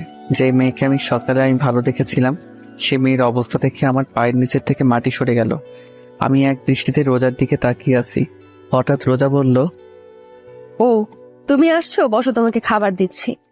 বলেই একটা প্লেটে খাবার বাড়তে শুরু করলো। আমি রোজাকে দেখে অবাক না হয়ে পারছি না, কারণ যেই মেয়ে আমাকে কথায় কথায় থ্রেট দিত, একটু ভুল করলে আমার অবস্থা টাইট করে দিত, আর আজ আমি সারাদিন বাইরে ছিলাম, ওর কলও রিসিভ করিনি। কোথায় ও আমার উপর রেগে থাকবে, কিন্তু তা না করে ও একেবারে শান্ত হয়ে আছে। আমার একটু ভয় হতে লাগলো, কারণ রোজার এই রূপ আমার মোটেও সুবিধার মনে হচ্ছে না। আর ওর চেহারার অবস্থা এমন কেন? হঠাৎ রোজা বলল, কি হলো, কি দেখছো? খাবার খাচ্ছ না কেন? আমি কিছু না বলে চুপচাপ খাবার খেতে লাগলাম। কি বলবো ওকে সেটাই ভেবে পাচ্ছি না, কারণ আজকে সকালে ওর সাথে যেভাবে কথা বলেছিলাম তা ভেবে বুঝতে পারছি কি থেকে কি শুরু করব। হঠাৎ আমি নিজের দিকে তাকিয়ে বলতে লাগলাম, সরি, আসলে আজকে তুমি যখন কল দিয়েছিলে তখন আমার মুড একটু খারাপ ছিল, আর সেই সময় তুমি কল দিয়েছিলে, তাই তোমাকে একটু বেশি বলে দিয়েছিলাম। প্লিজ আমাকে মাফ করে দাও। আমি কথাগুলো বলতে বলতে রোজার দিকে তাকাতেই দেখি ও আবার টেবিলের উপর মাথা রেখে ঘুমিয়ে পড়েছে। আমি টেবিল থেকে উঠে হাত ধুয়ে আসলাম। রোজার সামনে এসে দাঁড়িয়ে রইলাম। এই মেয়েটা এমন অদ্ভুত কেন, যে কোনো জায়গায় ঘুমিয়ে পড়ে। এখন আবার ওকে কোলে করে রুমে নিয়ে যেতে হবে। মুচকি এসে যেই রোজার শরীরে যেই হাত রাখলাম, যা তেমন আমি 2 কদম পিছে চলে গেলাম, কারণ রোজার শরীর জ্বরে পড়ে যাচ্ছে। আমি অনেক ঘাবড়ে গেলাম। এখন কি করব কিছুই মাথায় আসছে না। আমি তাড়াতাড়ি করে রোজার কাছে গিয়ে ওকে কোলে তুলে নিলাম। রোজাকে কোলে নিয়ে রুমে চলে আসলাম। এসেই রোজাকে বিছানায় শুয়ে দিয়ে দৌড় দিয়ে ওয়াশরুমে চলে গেলাম। একটা বালতির মধ্যে পানি এনে কাপড় দিয়ে রোজার মাথায় পানি পড়তে দিতে লাগলাম। হঠাৎ খেয়াল করলাম রোজা কাঁপছে। বিছানার সাইড থেকে কম্বলটা নিয়ে রোজা গায়ে জড়িয়ে দিলাম। রোজা কম্বলটাকে আষ্টে পিষ্টে জড়িয়ে ধরলো, আর আমি ওর মাথার পাশে বসে পানি পড়তে দিতে থাকলাম। আর ভাবতে লাগলাম, রোজার আজকে যে অবস্থা তার জন্য একমাত্র দায়ী আমি। আমার জন্যই হয়তো এমন হয়েছে। আজকে ওকে শুধু শুধু এতগুলো কথা শুনিয়েছিলাম। সারাটা দিন মেয়েটা কতবার কল করেছিল, কিন্তু একটাবারও ওর কল রিসিভ করিনি। কত যেন কষ্ট পেয়েছে। আর গাধার মতো এসে আমি ওকে রেখে খেতে বসে গেলাম। একটাবারও জিজ্ঞেস করলাম না যে তুমি খেয়েছো কিনা। নিজের উপর অনেক রাগ হতে লাগলো। হঠাৎ এমন মনে হলো আমার গাল বেয়ে পানি গড়িয়ে পড়ছে। এক হাত দিয়ে চেহারায় হাত দিয়ে দেখে আমার চোখে পানি। আমার চোখের পানিটা মায়ার নাকি কষ্টের সেটা অজানা। আমি শেষবার কবে কেঁদেছিলাম সেটা আমার মনে নেই। কেন যে মেয়েটাকে এত কষ্ট দিতে গেলাম। রোজার চেহারার দিকে তাকালেই কেন জানি আমার অনেক কষ্ট হচ্ছে। এইভাবে সারা রাত রোজার মাথায় পানি ঢালতে ঢালতে সকাল হয়ে গেল। সকাল 6টা। এখন রোজার শরীরের জ্বর কিছুটা কমে এসেছে। হঠাৎ আমি রোজার জামার দিকে খেয়াল করে দেখলাম পানি ঢালতে ঢালতে ওর জামা বেশ খানিকটা ভিজে গিয়েছে। এখন হইল আরেক সমস্যা, রোজার জামা চেঞ্জ করা যায় কিভাবে। কিছু সময় ভেবে আমি রুম থেকে বের হয়ে নেহার রুমের সামনে আসলাম। নেহার রুমের সামনে এসে বেশ খানিকটা সময় ধরে নেহাকে ডাকার পরে নেহা দরজা খুলতেই বলল, কি হয়েছে, সমস্যা কি? আপনি এত সকালে আমাকে ডাকছেন কেন? নেহা আমার সাথে এতটুকু বলেই চুপ হয়ে গেলাম। কারণ আমার বোন আমাকে আপনি করে বলছে। কি হলো বোন, তুই আমাকে আপনি করে বলছিস কেন? নেহা এক ঝটকায় হাতটা সরিয়ে নিয়ে আমার থেকে 2 কদম পিছিয়ে গিয়ে বলতে লাগলো, আমার ইচ্ছা আমি কাকে কি বলে রাখবো। আর আপনি আমার ভাই না, আমি আপনার কোনো বোন না। আমি অবাকের উপর অবাক হচ্ছি। কারণ কি এমন হয়েছে যার কারণে নেহা আমার সাথে এমন ব্যবহার করছে? কেন জানি ওর কথাগুলোয় আমার ভিতরে কেমন যেন ব্যথা অনুভব হতে লাগলো। হঠাৎ নেহা আমার মুখের সামনে চুটকি বাজিয়ে বলল, কি হলো, আপনি কেন এসেছেন এখানে? রোজার। কি হয়েছে ভাবি, কি বলেন, কি হয়েছে ভাবি? আমি কিছু বলার আগে নেহা আমাকে পাশ কাটিয়ে আমার রুমের দিকে দৌড় দিল। আমি দাঁড়িয়ে না থেকে নেহার পিছনে পিছনে গেলাম। নেহার রুমের ভিতর ঢুকে রোজার অবস্থা দেখে আমার দিকে রাগী দৃষ্টিতে তাকালো। ও এমনভাবে আমার দিকে তাকালো যে আমি কোনো জেলের আসামি। নেহা আমার সামনে এসে বলল, কি করেছেন আপনি ভাবির সাথে? রাতে আমি আর রোজা খাবার টেবিলে বসেছিলাম। আমি খাবার খাচ্ছি, হঠাৎ দেখি রোজা কিছুটা কাঁপছে, কিন্তু আমি ভেবেছিলাম হয়তো এমনই। তারপর হাত ধুয়ে এসে যখন ওর ঢাক দিলাম কিন্তু উঠল না। ওর শরীরের হাত দিয়ে দেখি ওর শরীরে প্রচুর জ্বর এসেছে। তারপর ওকে রুমে নিয়ে এসে পানি পট্টি দিতে দিতে ওর জামা ভিজে গিয়েছে, তাই তোকে ডাক দিয়েছি। আচ্ছা, ভাবি কি আপনাকে কিছু বলেনি? না একবারও কি রুমের অবস্থা দেখেছেন? না, রুমে আবার কি হবে? এটুকু বলেই পুরো রুমের দিকে তাকাতেই দেখলাম আমার রুমটা এমন দেখাচ্ছে যে রুমের ভিতরে কোনো বড়সড় টর্নেডো এসেছিল। রুমের প্রত্যেকটা জিনিস ভেঙে ফেলেছে, এমনকি খাটের উপর দেয়ালে আমার বড় একটা ছবি ঝোলানো ছিল সেটাও ভেঙে ফেলেছে। আমি নেহার দিকে তাকাতেই নেহা বলল, এগুলো সব আপনার জন্য হয়েছে। আমি যেই কিছু বলতে যাব তার আগে নেহা আমাকে ধাক্কা দিয়ে রুম থেকে বের করে দিল। আমি রুমের বাইরে দাঁড়িয়ে ভাবতে লাগলাম, রোজা কেন ভেঙেছে সবকিছু? ওর কলনা ধরায় কি ও রেগে গিয়ে এগুলো করেছে নাকি অন্য কোনো কারণে? এইভাবে কিছু সময় যাওয়ার পর নেহা রুমের দরজা খুলল। আমি রুমের বাইরে দাঁড়িয়েছিলাম। নেহা আমার সামনে এসে বলল, ভাইয়া, কালকে যদি তুই ভাবির সাথে মিথ্যা কথা না বলতি তাহলে আজকে এমনটা হতো না। কালকে দুপুর থেকে ভাবি কিছু না খেয়ে বসেছিল তোর জন্য, আর তুই তুই বদলে গিয়েছিস ভাইয়া। বলেই নেহা চলে গেল। আমি চুপচাপ দাঁড়িয়ে থাকলাম, আর মাথায় শুধু একটা কথাই আসছে, তাহলে কি রোজা জানতো যে আমি ভার্সিটিতে না গিয়ে রিয়ার সাথে ঘুরতে গিয়েছিলাম, আর কাল থেকেও কিছু না খেয়ে বসেছিল, আর আমি নিজের প্রতি নিজের খুব রাগ হতে লাগলো। কিন্তু এত কিছু হয়ে যাওয়ার পরেও রোজা আমার সাথে রাগে কেন কথা বললো না কেন? আমি রুমের ভিতর আসতেই দেখলাম রোজা ঘুমিয়ে আছে। ওর চেহারা একেবারে শুকিয়ে গিয়েছে, চোখের নিচে কালি জমে গিয়েছে। আমি গিয়ে রোজার পাশে বসলাম, আর এক দৃষ্টিতে ওর চেহারার দিকে তাকিয়ে রইলাম। সকাল 8টার দিকে রোজার ঘুম ভাঙলো। ও চেয়ে দেখে আমি ওর দিকে এক দৃষ্টিতে তাকিয়ে আছি। রোজাও কিছু না বলে চুপচাপ আমার চোখের দিকে তাকিয়ে আছে। হঠাৎ রোজা বলল, কি হয়েছে, আপনি কাঁদছেন কেন? কেন যেন রোজার এই আপনি বলাই মনের মধ্যে কোনো কষ্ট লাগলো না। এমন মনে হচ্ছে আমি আপনি করে বলারই প্রাপ্য। আমি কিছু না ভেবে রোজাকে দুহাত দিয়ে আমার বুকের সাথে চেপে ধরলাম। আমি আজ প্রথমবার রোজাকে নিজের ইচ্ছায় বুকের সাথে জড়িয়ে ধরলাম। রোজা একেবারে চুপ হয়ে আছে, কিছুই বলছে না, এমনিও কোনো নড়াচড়াও করছে না। ওর এইভাবে চুপ করে থাকা আমি মেনে নিতে পারছি না। প্লিজ আমাকে মাফ করে দাও। আমি কালকে তোমার সাথে মিথ্যা কথা বলতে চাইনি, ভয়ে ছিলাম যদি তোমাকে সত্যি কথা বললে যদি তুমি রাগ করতে, তাই। কিন্তু এখন মনে হচ্ছে তোমাকে সত্যি কথা বলে দেওয়াটাই উচিত ছিল। প্লিজ আমাকে মাফ করে দাও কালকে তোমার সাথে বাজে ব্যবহার করার জন্য। তোমাকে একটা কথা বলবো, তার সত্যি সত্যি উত্তর দিবে। বলো, কি জানতে চাও তুমি? তুমি কি রিয়াকে সত্যি ভালোবাসো? হুম। আমার জন্য কি তোমার মনে কোনো ভালোবাসা নেই? আমি কি আমার জন্য তোমার মনে একটুও ভালোবাসা জন্মাতে পারিনি? রোজার প্রশ্নের উত্তর আমার অজানা। আমি জানি না আমি রোজাকে ভালোবাসি নাকি ভালোবাসি না, কিন্তু ওকে ছাড়া কথা না বললে আমার মনে কেন যেন শান্তি লাগে না। কেন যেন ওর পাগলামোগুলো আমার ভালো লাগতে শুরু করেছে। তাহলে কি আমি ওকে ভালোবেসে ফেলেছি? কিন্তু আমি তো ভালোবাসি রিয়াকে। আমাকে চুপ থাকতে দেখে রোজা বলল, কি হলো বলো, তুমি কি আমাকে একটুও ভালোবাসো না? জানি না। জানো, আমি কখনো কোনো দিন কোনো রিলেশনে জড়াইনি। আমার শুধু একটাই চাওয়া ছিল, আর তা হলো বিয়ের পর নিজের স্বামীকে ভালোবাসবো। স্বামীর সাথে ছুটিয়ে প্রেম করব। জানো, যখন কলেজে পড়তাম তখন আমার বান্ধবীরা প্রত্যেক দিন ওদের বয়ফ্রেন্ডদের সাথে ঘুরতে যেত।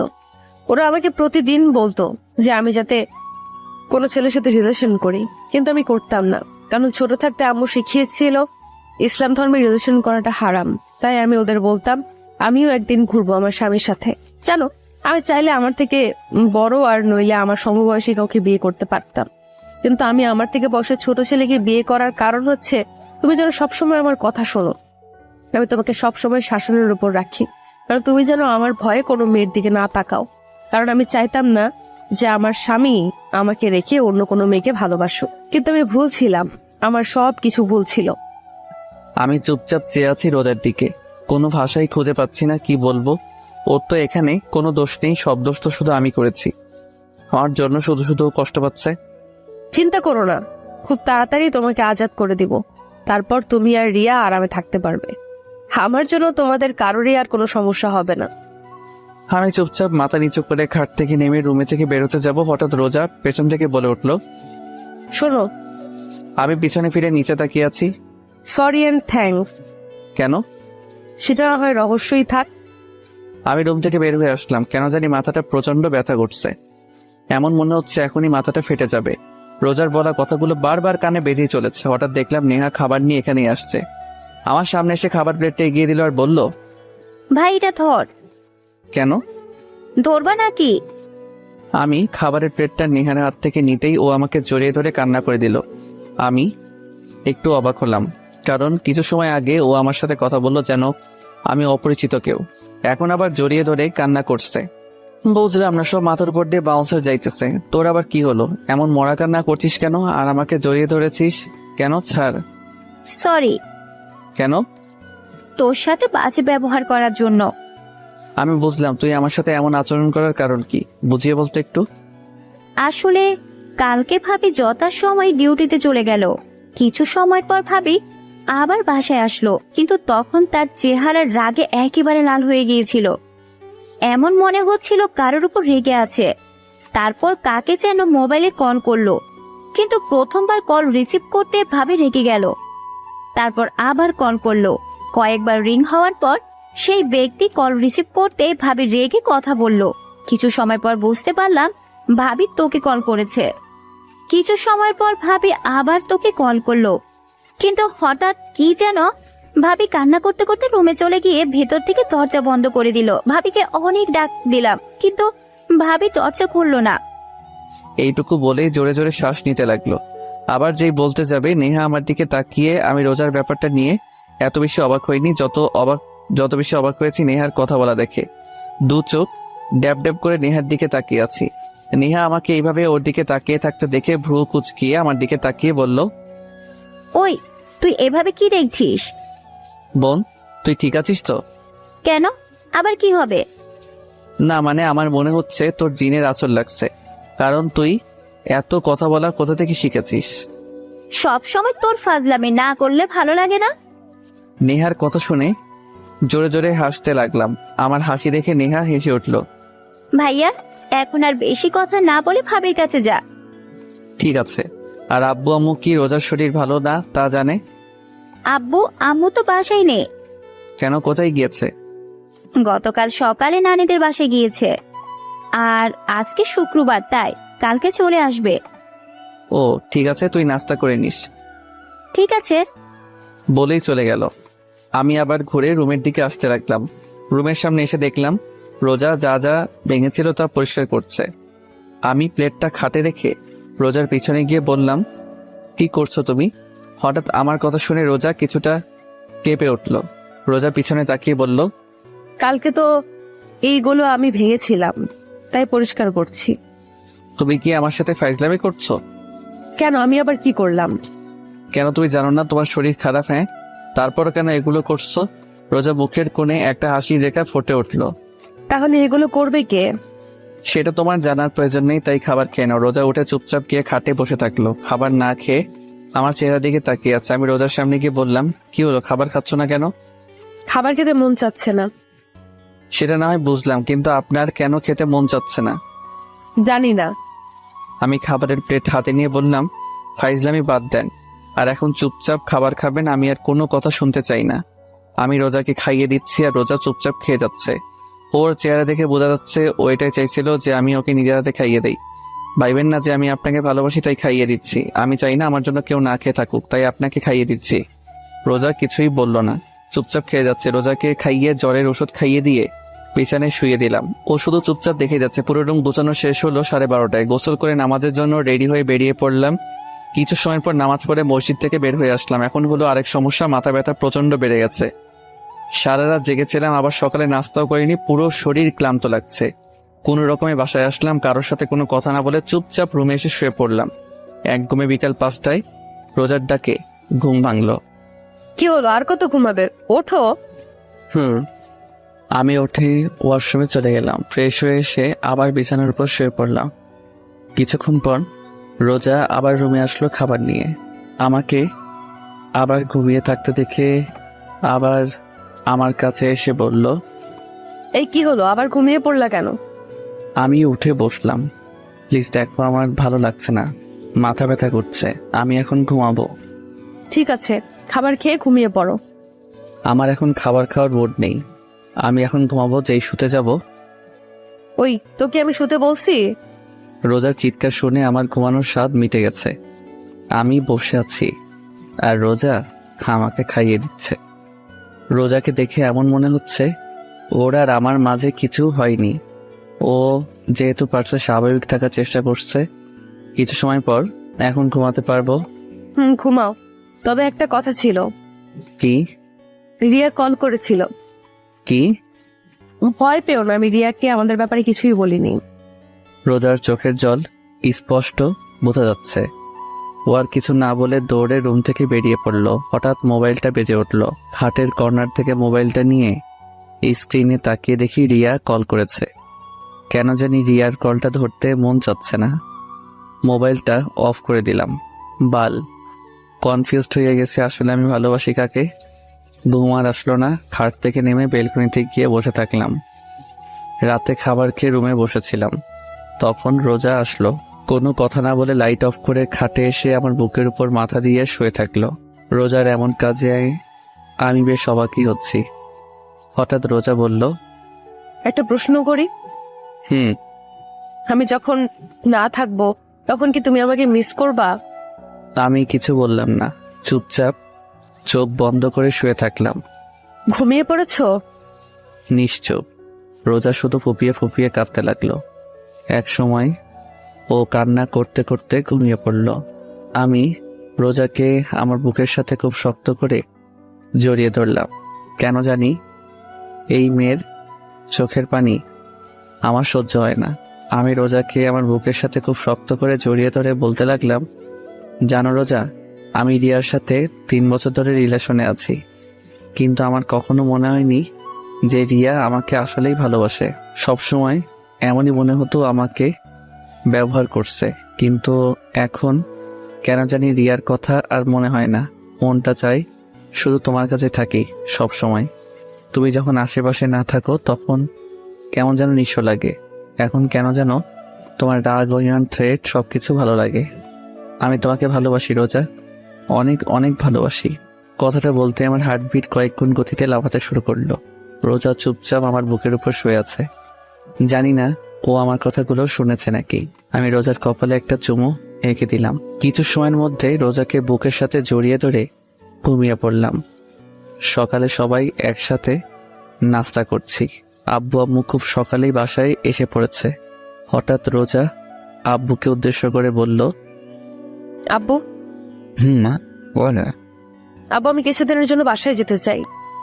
রোজা কথাটা বলতে আব্বু আম্মু নেহা আমার দিকে তাকিয়ে আছে। সবার চাওয়ার ধরন দেখে আমার গলা দিয়ে আর খাবার নামলো না। পানি খেয়ে সবাইকে উদ্দেশ্য করে বললাম, তোমরা সবাই আমার দিকে এইভাবে তাকিয়ে আছো কেন? আজকে কি আমাকে একটু বেশি সুন্দর দেখাচ্ছে? কেন মা, এই গাধাটাই কি কিছু বলেছে? কিছু বললে আমাকে বলো, দেখো ওকে কি করি। আমি আহত দৃষ্টিতে আব্বুর দিকে তাকিয়ে আছি। আসলে কি ওনারা আমার বাবা মা, নাকি আমাকে রাস্তা থেকে কুড়িয়ে এনেছে? না, উনি কিছু বলেনি। আসলে আব্বু আম্মুকে অনেকদিন ধরে দেখতে মন চাচ্ছে, তাই ভাবলাম কয়েকদিনের জন্য দেখে আসি। ঠিক আছে যাও, আর এই গাধাটাকেও সাথে করে নিয়ে যাও। না, উনি বললো যাবে না, ওনার কি যেন কাজ আছে। আমি একটু অবাক হলাম রোজার কথায়। বেকার ছেলের আবার কাজও আছে, সারাদিন খায় আর ঘুরে বেড়ায়, এখন বলছে তার নাকি কাজও আছে। আমার দিকে তাকিয়ে বলল, এখন আর নিতে পারতেছি না। আব্বুর কথা শুনে মন চাচ্ছে কেঁদে দেই। আমি কিছু না বলে ওখান থেকে উঠে রুমে চলে আসলাম। রুমে এসে একটা কথাই ভাবতে লাগলাম, রোজা আব্বু আম্মুর কাছে মিথ্যা কথা বলল কেন। কিছু সময়ের পর রোজা রুমে আসলো। আমার দিকে না তাকিয়ে ওর জামা প্যাক করতে লাগলো। ওরে অবহেলা আমার সহ্য হচ্ছে না। আমি খাট থেকে নেমে রোজার পিছনে গিয়ে দাঁড়ালাম। রোজা, বাসায় কেন যাচ্ছ? বললাম তো আব্বু আম্মুর কথা খুব মনে পড়ছে, তাই দেখা করতে চাচ্ছি। কয়দিন থাকবা? জানি না। বলেই ঘুরে আবারও ওর কাজ করতে লাগলো। আমি তোমার সাথে আসি। রোজা আমার দিকে তাকিয়ে একটু রাগী লোক নিয়ে বলল, না, কেন? তুমি যদি আমার সাথে আসো তাহলে রিয়া কি সময় দিবে কিভাবে? তাই তোমার আমার সাথে আসার কোনো প্রয়োজন নেই। এই মেয়ে এত জেদি কেন বুঝলাম না। কিভাবে যে বলি ওকে ছাড়া আমি থাকবো কিভাবে? হঠাৎ রোজা বলল, রুম থেকে বের হও। কেন? আমি জামা চেঞ্জ করব। ও মাথা নত করে রুম থেকে বের হয়ে আসলাম। কিছু সময়ের মধ্যে রোজা রেডি হয়ে নিচে এসে সবার থেকে বিদায় নিয়ে বেরিয়ে পড়ল। আব্বু ড্রাইভারকে বলে দিয়েছে রোজাকে পৌঁছে দিতে। রোজা চলে গেল, কিন্তু একবারও আমার দিকে তাকালো না। আমি রুমে এসে দরজা লাগিয়ে বেলকনিতে এসে দাঁড়িয়ে থাকলাম। রোজাকে ছাড়া কেমন যেন খালি খালি লাগছে। কোনোভাবে রাত পর্যন্ত সময় কাটালাম, কিন্তু এখন আর ভালো লাগছে না। মন চাচ্ছে রোজার সাথে কথা বলতে, কিন্তু কি বলবো তা ভেবে পাচ্ছি না। রাত 10টায় মাথায় একটা আইডিয়া আসলো। একটু ভয়ে ভয়ে রোজাকে কল দিলাম। একবার রিং হতেই রিসিভ করলো। এমন মনে হচ্ছে মোবাইলের সামনে বসেছিল। হ্যালো। বলো, কেন কল দিয়েছো? এমন মনে হচ্ছে আমি আমার এক্সকে কল দিয়েছি। ডিনার করেছেন? এটা জানার জন্য কল দিয়েছো? না, মানে যা বলার জন্য কল দিয়েছিলাম তা ভুলে গিয়েছি। ঠিক আছে, তাহলে রাখলাম। বলেই কল কেটে দিল। বুঝলাম না এই মেয়েটা এত জেদি কেন। একটু কথা বললে কি এমন হয়ে যাবে? আর কেন ও আমার সাথে কথা বলবে? এখন পর্যন্ত কি আমি ওকে ভালোবেসে আগলে ধরেছি? না, একটাবার ওকে জড়িয়ে ধরে বলেছি যে আমি তোমাকে ভালোবাসি। না, একটাবার ওর সাথে ভালোভাবে কথা বলেছিলাম। যখন থেকে দেখা হয়েছে সেই দিন থেকে ওকে প্যারা ভেবেই চলেছি। যখন সামনে ছিল তখন ওকে দূরে পাঠাতে চাইতাম, আর এখনো দূরে চলে গিয়েছে। তাহলে আমার এমন কষ্ট হচ্ছে কেন? বেলকনিতে বসে রোজার কথা ভাবতে ভাবতে কখন যে ঘুমিয়ে পড়েছি মনে নেই। সকলে সূর্যের আলোয় ঘুম ভাঙল। ঘুম থেকে উঠে দেখলাম রাতে বেলকনিতেই শুয়ে পড়েছিলাম। ওয়াশরুম থেকে ফ্রেশ হয়ে এসে রোজাকে কল করলাম, কিন্তু ও কল রিসিভ করলো না। 4 থেকে 5 বার ট্রাই করার পরও ও রিসিভ করলো না। সকাল সকালই মনটা খারাপ হয়ে গেল। নিচে এসে সবার সাথে নাস্তা করতে বসলাম। চুপচাপ নাস্তা করে ভার্সিটির জন্য বেরিয়ে পড়লাম। কিছু সময়ের মধ্যে ভার্সিটিতে পৌঁছে গেলাম। ক্লাসরুমে এসে একেবারে লাস্ট বেঞ্চে গিয়ে বসলাম। একটু অবাক হলাম, আজকে হারামি 3টাকে দেখা যাচ্ছে না। হঠাৎ রিয়া সামনের বেঞ্চ থেকে উঠে এসে আমার পাশে বসলো। হাই, তুমি আমার কল রিসিভ করো না কেন? আস্তে আস্তে বলল, কারণ ম্যাডাম ক্লাস নিচ্ছেন। এখন ক্লাস করো, পরে কথা বলি। রিয়ার সাথে এখন কথা বলার কোনো ইচ্ছাই নাই। চলো না বাইরে যাই। আমি রিয়ার কথার কোনো উত্তর দিলাম না, চুপচাপ ক্লাস করতে লাগলাম। ক্লাস শেষ করে বাইরে এসে দাঁড়িয়ে আছি। পকেট থেকে মোবাইলটা বের করে স্ক্রিনে না তাকিয়েই নাইমকে কল দিলাম। কল রিসিভ করতেই বলল, ওই, তোমাকে বলেছি না আমাকে কল করবে না? ওই শালা, তুই আমার সাথে ফাইজলামি করছিস? ভালোভাবে কথা বলার তুই কোথায় এখন? ওই, তুমি গাঁজা সেবন করেছো নাকি? কি আবল তাবল বকছো? কাকে কল দিয়েছো স্ক্রিনে একবার তাকিয়ে দেখেছো? কাকে আবার কল করব? আমার বন্ধু নাইমকে কল কথা বলতে বলতে স্ক্রিনে তাকিয়ে দেখি আমি ভুলে রোজাকে কল দিয়ে ফেলেছি। সো সরি, আসলে ভুলে কল গিয়েছে। আমি জানি তুমি ভুলে কল দিয়েছো নাকি নিজ ইচ্ছায় কল দিয়েছো। আরে বললাম তো ভুলে কল চলে গিয়েছে। আর আপনি কথা এমন বাড়াচ্ছেন কেন? কি, আমি কথা বেড়াচ্ছি? আরে তোর মতো ছেলেদেরকে আমার চিনা আছে। নিজ ইচ্ছায় কল দিয়ে বলে ভুলে চলে গিয়েছে। ঢং করছিস তুই আমার সাথে? দেখো, তুমি ভুল বুঝতেছো। তোমার সাথে কথা বলার আমার কোনো ইচ্ছাই নেই, আর আমার অনেক কাজ আছে। আর ভালোভাবে কথা বলো, তুই করে কিন্তু আমিও বলতে পারি। বাহ, বেকার ছেলের আবার কাজও আছে। কলটা কেটে দিলাম। প্রচুর রাগ উঠতেছে। যে কোনোভাবে এই বেকার নামের ট্যাগটা সরাতে হবে। রোজার বলা কথাগুলোই প্রচুর রাগ উঠতেছে। বললাম যে ভুলে কল চলে গিয়েছে, তা না শুনে তুইটাই শুরু করে দিয়েছে। রিয়া পিছন থেকে অনেকবার ডাকতেছিল, কিন্তু ওর সাথে কোনো কথা না বলে ক্যাম্পাস থেকে বের হয়ে আসলাম। এখন উদ্দেশ্য হচ্ছে চৌধুরী ইন্ডাস্ট্রিজ। কিছু সময়ের মধ্যে পৌঁছে গেলাম। কোম্পানির ভিতরে ঢুকে আব্বুর কেবিনের দিকে যাচ্ছি। হঠাৎ আব্বুর পিএ শামসুল হক, বয়স 47 হবে, সামনে এসে বলল, আরে বাবা, কেমন আছো? উনি আমার বড়, তাই স্যার ডাকতে মানা করেছি। তাই উনি আমাকে বাবা বলে ডাকেন। আঙ্কেল, আমি ভালো আছি, আপনি কেমন আছেন? আর আব্বু কি কেবিনে? আমিও ভালো আছি। আর বড় স্যার তো এখন একটা ইম্পর্টেন্ট মিটিংয়ে আছেন। তুমি কেবিনে বসো, আমি বড় স্যারকে বলছি। আমি ওনার সাথে আর কোনো কথা না বলে মিটিং রুমের দিকে এগোচ্ছি।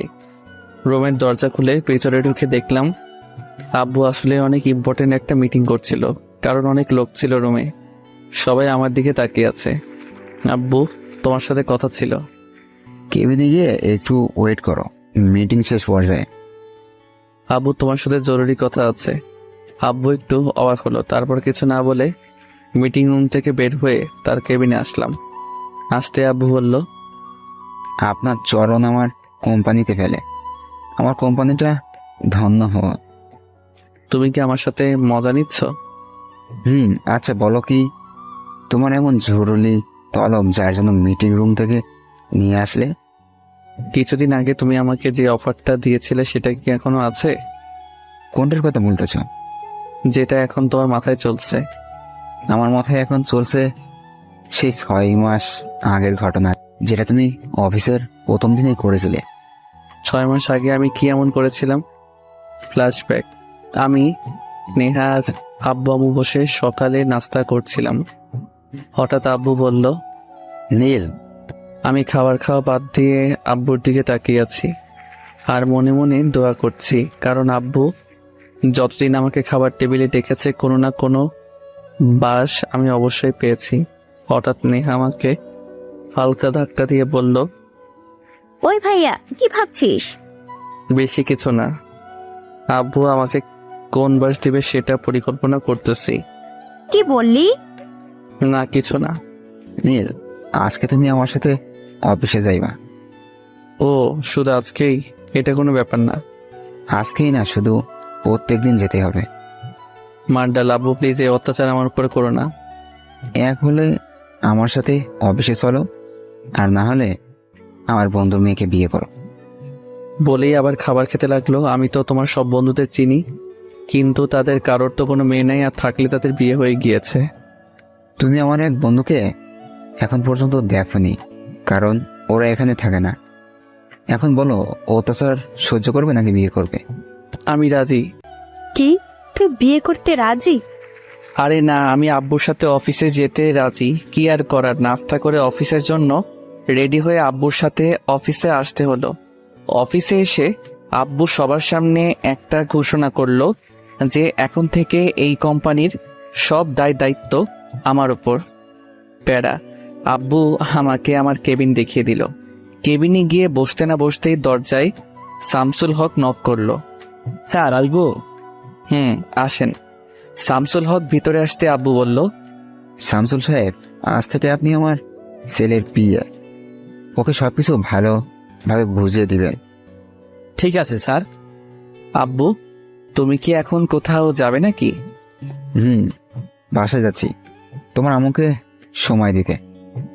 আর আমি? তুমি আমার কোম্পানিটা সময় দাও। 3টা ঘন্টা শামসুল হক মানে আমার পিএ আমার মাথা খাইলো। তারপর আমাকে সব বুঝিয়ে দিয়ে উনি চলে গেলেন। আর আমি এই সুযোগে আব্বুকে একটা মেসেজ করে অফিস থেকে পালিয়ে গেলাম। 2 দিন পর্যন্ত বাসায় না এসে হোটেলে থাকলাম, কারণ আম্মু বলেছিল আব্বু নাকি রেগে আছে। তাই আব্বু রাগ কমার পরই বাসায় আসলাম। ভেবেছিলাম আব্বু হয়তো বিয়ের কথাটা ভুলে গিয়েছে, কিন্তু কিছুদিন আগে আব্বুর কথা মতো আমার বিয়ে করিয়ে দিল তার বন্ধুর মেয়ের সাথে। বর্তমানে এখন খেয়াল হয়েছে আপনার? আপনি কি করছিলেন? ও, ওটা তো ভুলে হয়ে গিয়েছিল। এখন আমি আর সেই ভুল করার আর সুযোগ দিতে চাই না। আব্বু প্লিজ, এখন আমি ভালো হয়ে গিয়েছি, ভালোভাবে সব দায়িত্ব পালন করব। আর ও দিনের জন্য সরি। একবার ভেবে দেখো, এটা কিন্তু অনেক বড় দায়িত্ব। এই বেকার নামের ট্যাগটা সরাতে আমি সব করতে রাজি। ঠিক আছে, তাহলে আমি মিটিংটা শেষ করে শামসুল সাহেবকে তোমার কথা বলে বাসায় চলে যাচ্ছি। ঠিক আছে। আব্বু চলে গেল। কিছু সময় পর শামসুল হক এসে আমাকে আগের মতো সবকিছু বুঝিয়ে দিতে লাগলো। সন্ধ্যা অফিস থেকে বের হলাম। আজকের দিনটা কেমন যেন লাগছে। আজকে থেকে আর কেউ আমাকে বেকার বলবে না, এটা ভেবে এক অন্যরকম ভালো লাগা কাজ করছে। রিকশায় করে বাসায় আসলাম। বাসায় আসতেই কারোর সাথে কোনো কথা না বলে দিলাম এক ঘুম। রাত 10টায় ঘুম থেকে উঠলাম, ফ্রেশ হয়ে নিচে আসলাম। আব্বু আম্মু নেহা কি নিয়ে যেন হাসাহাসি করছিল, কিন্তু আমাকে দেখতেই সবাই চুপ হয়ে গেল। আম্মু উঠে আমার কাছে এসে বলল, বাহ, আমার ছেলেটা এখন বেকার নয়, এত বড় হয়ে গিয়েছে আর আমি বুঝতেই পারলাম না। আম্মু কথাটা বলতেই সবাই আবার হাসতে শুরু করলো। আমার সাথে কি তোমরা মজা নিচ্ছ? হুম। এভাবে এক সপ্তাহ পর আজকে আর অফিসে যেতে মন চাচ্ছে না, কারণ কাল সারা রাত রোজার কথা ভাবতে ভাবতে না ঘুমিয়ে কাটিয়ে দিয়েছি। সেই দিনের পর থেকে রোজার সাথে এখনো পর্যন্ত আমার কোনো যোগাযোগ হয়নি। প্রতিটা মুহূর্তে ওর কথা মনে হয়, কিন্তু কথা বলতে পারি না, কারণ সব দোষ আমার। কিন্তু আব্বু আম্মু রোজার ব্যাপারে কোনো কথা বলছে না, কারণ কি? বেলকনিতে দাঁড়িয়ে এগুলো ভাবছিলাম। হঠাৎ পিছন থেকে নেহা বলল, ভাইয়া নাস্তা করবি না? আম্মু ডাকছে। তুই যা, আমি আসছি। নেহার দিকে ঘুরে বললাম। নেহা আমার সামনে এসে আমাকে জড়িয়ে ধরে বলল, ভাইয়া, তুই কি কোনো ব্যাপার নিয়ে আপসেট? না, কেন, কি হয়েছে? নেহার মাথায় হাত বুলিয়ে বললাম, কিছুদিন ধরে দেখছি তুই কেমন যেন মনমরা হয়ে আছিস। তুই যদি আমার সেদিনের কথার জন্য কষ্ট পেয়ে থাকিস, তাহলে আমাকে মাফ করে দে। ওরে আমার পাগলি বোন রে, আমি কি একবারও বলেছি আমি কোনো ব্যাপার নিয়ে আপসেট? পাগলি, এত বেশি বুঝিস কেন? সত্যি তো তুই কোনো ব্যাপার নিয়ে আপসেট না? না। তাহলে একটা কথা বলি। এতক্ষণ যাবত তো বকবক করেই যাচ্ছিস, এখন একটা কথা বলতে আবার পারমিশন লাগে? আয় না, আজকে বিকেলে কোথাও ঘুরতে যাই। আমি নেহার কথা শুনেও না শোনার ভান করে দৌড়ে রুম থেকে বের হয়ে নিচে চলে আসলাম। আর নেহা আমার পিছন পিছন দৌড়ে চলে আসলো। আব্বু আগেই অফিসে চলে গিয়েছে, তাই আমি, আম্মু আর নেহা একসাথে নাস্তা করছি। নেহা বকবক করেই যাচ্ছে। আম্মু, ওকে কিছু বলো না প্লিজ। আম্মু, ওকে বলো না আমাকে ঘুরতে নিয়ে যেতে। আমাকে তোদের ভাই বোনের ঝগড়ায় জড়াইয়া দিবি না, তোদেরটা তোরাই সমাধান কর। তুই আমার সাথে যাবি কেন? তোর বয়ফ্রেন্ডের সাথে যা। শোন, আমার কোনো বয়ফ্রেন্ড নেই, আর বিয়ের আগে রিলেশন করা হারাম। আর বিয়ের পর আমার স্বামীর সাথে ঘুরবো, তখন তোকে বলবো না। এখন বল, নিয়ে যাবি নাকি? নেহার কথাটা শুনতেই রোজার কথা মনে পড়ে গেল। ও পাগলি মেয়েটাও তো আমাকে প্রত্যেক দিন এই একই কথাই বলতো, কিন্তু আমি তখন ওর কথার কোনো মূল্য দিতাম না। ওই ভাইয়া, কি ভাবছিস? বল না, নিয়ে যাবি নাকি? আচ্ছা ঠিক আছে, নিয়ে যাব। এখন আমার মাথা না খেয়ে খাবার খা। বিকেলে আসর নামাজ আদায় করে বাড়িতে আসলাম। তারপর নেহাকে নিয়ে ঘুরতে বের হলাম। নেহার সাথে ঘুরতে ঘুরতে রাত 8টা বেজে গেল। হঠাৎ নেহা বলল, ভাইয়া, অনেক ক্ষুধা লেগেছে, রেস্টুরেন্টে চল। ঠিক আছে চল। নেহাকে নিয়ে একটা রেস্টুরেন্টে আসলাম। রেস্টুরেন্টে গিয়ে এক টেবিলের দিকে আমার চোখ আটকে গেল, কারণ রিয়া একটা ছেলের সাথে বসে আছে। আমি নেহাকে নিয়ে অন্য পাশ দিয়ে ঘুরে এসে রিয়াদের পিছনে টেবিলে বসলাম। এখান থেকে ওদের কথা স্পষ্ট শোনা যাচ্ছে। আমি নেহাকে বললাম খাবার অর্ডার করতে। হঠাৎ রিয়া যা বলল তার জন্য মোটেও প্রস্তুত ছিলাম না, কারণ পাশের ছেলেটাকে বলল, আবির, তুমি আমাকে কবে বিয়ে করবে? দেখো রিয়া, আমাকে আর কিছুদিন সময় দাও, আমি এখন একটু টেনশনে আছি। দেখো আবির, আমাকে ধোকা দিও না, কারণ আমার পেটে আমাদের দুজনের সন্তান আছে। প্লিজ যা করার তাড়াতাড়ি করো। রিয়ার কথা শুনে আমার মাথায় বাজ পড়ল।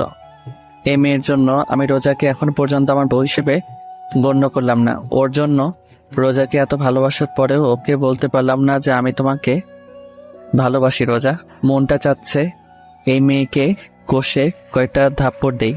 তারপরেও রাগটাকে চেপে রাখলাম শুধু নেহার জন্য। তারপর খাবার অর্ডার করলাম, আর আমার পেট রিয়ার কথা শুনে বড় হয়ে গিয়েছে। কিছু সময় পর নেহাকে নিয়ে বাসায় চলে আসলাম। বাসায় আসতেই সোজা আমার রুমে চলে আসলাম। মাথা প্রচুর গরম হয়ে আছে। রাগ কমাতে না পেরে সোজা ওয়াশরুমে চলে এসে শাওয়ার ছেড়ে ভিজতে লাগলাম। আধা ঘন্টা যাবৎ ভিজার পরেও মাথা ঠান্ডা হচ্ছে না। আর রাগ কন্ট্রোল করতে না পেরে সোজা দেয়ালে 4-5টা ঘুষি মারলাম। হাতের প্রচণ্ড ব্যথায় মাথা কিছুটা ঠান্ডা হয়েছে। ঘন্টাখানেক ভিজার পরে ওয়াশরুম থেকে বের হয়ে আসলাম। বাম হাতটা প্রচণ্ড ব্যথা করছে, কিন্তু মনের কষ্টের কাছে এই হাতের ব্যথা কিছুই না। হঠাৎ মনে হলো আমি তো পকেট থেকে মোবাইল, মানিব্যাগ কিছুই বের করিনি। মাথাটা আবার নষ্ট হয়ে গেল। প্রচুর জিদ নিয়ে পকেট থেকে মোবাইলটা বের করলাম। মোবাইলটা হাতে নিয়ে দেখি একেবারে ভিজে গিয়েছে। মনে আল্লাহর নাম নিতে নিতে পাওয়ার বাটনে ক্লিক করতে দেখলাম মোবাইলে এখনো পর্যন্ত বেঁচে আছে। মানে মোবাইলে ওয়াটারপ্রুফ ছিল, তাই কিছু হয়নি।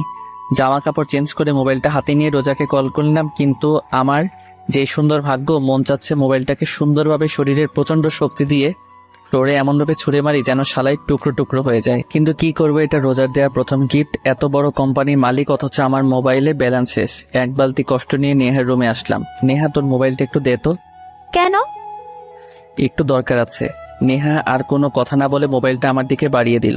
রোজার নাম্বারে 5-6 বার কল করলাম, কিন্তু ওর মোবাইল বন্ধ বলছে। শেষমেশ আর কোনো উপায় না পেয়ে আব্বু আম্মুর রুমে চলে এলাম। আম্মু, আসবো? আমি বলেছি না আমাদের রুমে আসতে পারমিশন নেওয়ার প্রয়োজন নেই। আচ্ছা, সরি। তো নবজাদা, কি বলার জন্য আমাদের কাছে এসেছেন? আব্বু, আমি কালকে রোজাদের বাসায় যেতে চাই। আব্বু আম্মু চোখ বড় বড় করে আমার দিকে তাকিয়ে আছে। কি হলো, তোমরা এইভাবে তাকিয়ে আছো কেন? আব্বু আম্মু একসাথে বলল, না কিছু না। ঠিক আছে। একটা প্রবলেম আছে। কি প্রবলেম? আমি তো রোজাদের বাসা চিনি না। ও ঠিক আছে, আমি তোমাকে অ্যাড্রেস সেন্ড করে দিব। ঠিক আছে। আব্বু আম্মু রুম থেকে বের হয়ে রুমে চলে আসলাম। মাথাটা প্রচন্ড ব্যথা করছিল, তাই ঘুমিয়ে পড়লাম। সকালে ঘুম থেকে উঠে বাম হাতের দিকে তাকিয়ে দেখলাম হাতটা কিছুটা ফুলে গিয়েছে।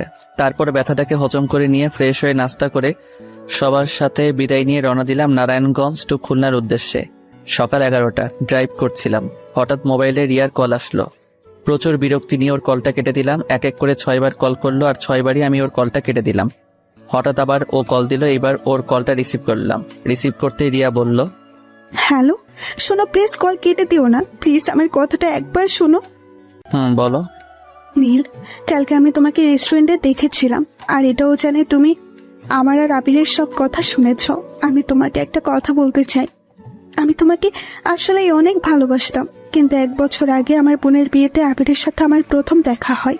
তারপর ওর সাথে কথা বলতে বলতে ওকে অনেক ভালোবেসে ফেলি। কাল রাতে আবির ওর বাবা মা আর আমার বাবা মার সাথে আমাদের সম্পর্কের কথা বলে, আর তারা রাজি হয়ে যায় আমার আর আবিরের বিয়ের জন্য। আর কিছুদিন পরে আমাদের বিয়ে। প্লিজ নীল, আমাকে মাফ করে দাও, আমাকে ভুলে যাও।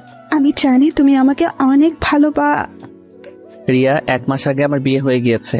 আমার কথা শুনতে রিয়া একদম চুপ হয়ে গেল, কোনো আওয়াজ হচ্ছে না। আমি আর কিছু না বলে কলটা কেটে দিলাম। প্রায় 10 ঘন্টা জার্নি করে অবশেষে খুলনা পৌঁছালাম। সন্ধ্যা 6টায় রোজাদের বাড়ির সামনে দাঁড়িয়ে আছি। ভিতরে ঢুকতে কেমন যেন ভয় লাগছে। বেশি কিছু না ভেবে কলিং বেল বাজালাম। কিছু সময় পর রোজা এসে দরজা খুলে দিল। রোজা আমাকে দেখতেই ভূত দেখার মতো চমকে উঠলো, আর আমি রোজাকে দেখে একটু অবাক হলাম, কারণ ওর চেহারা একেবারে শুকিয়ে আছে। কি হলো, এমন ভাবে তাকিয়ে আছো কেন? তুই এখানে কেন? আমি এখানে কেন মানে?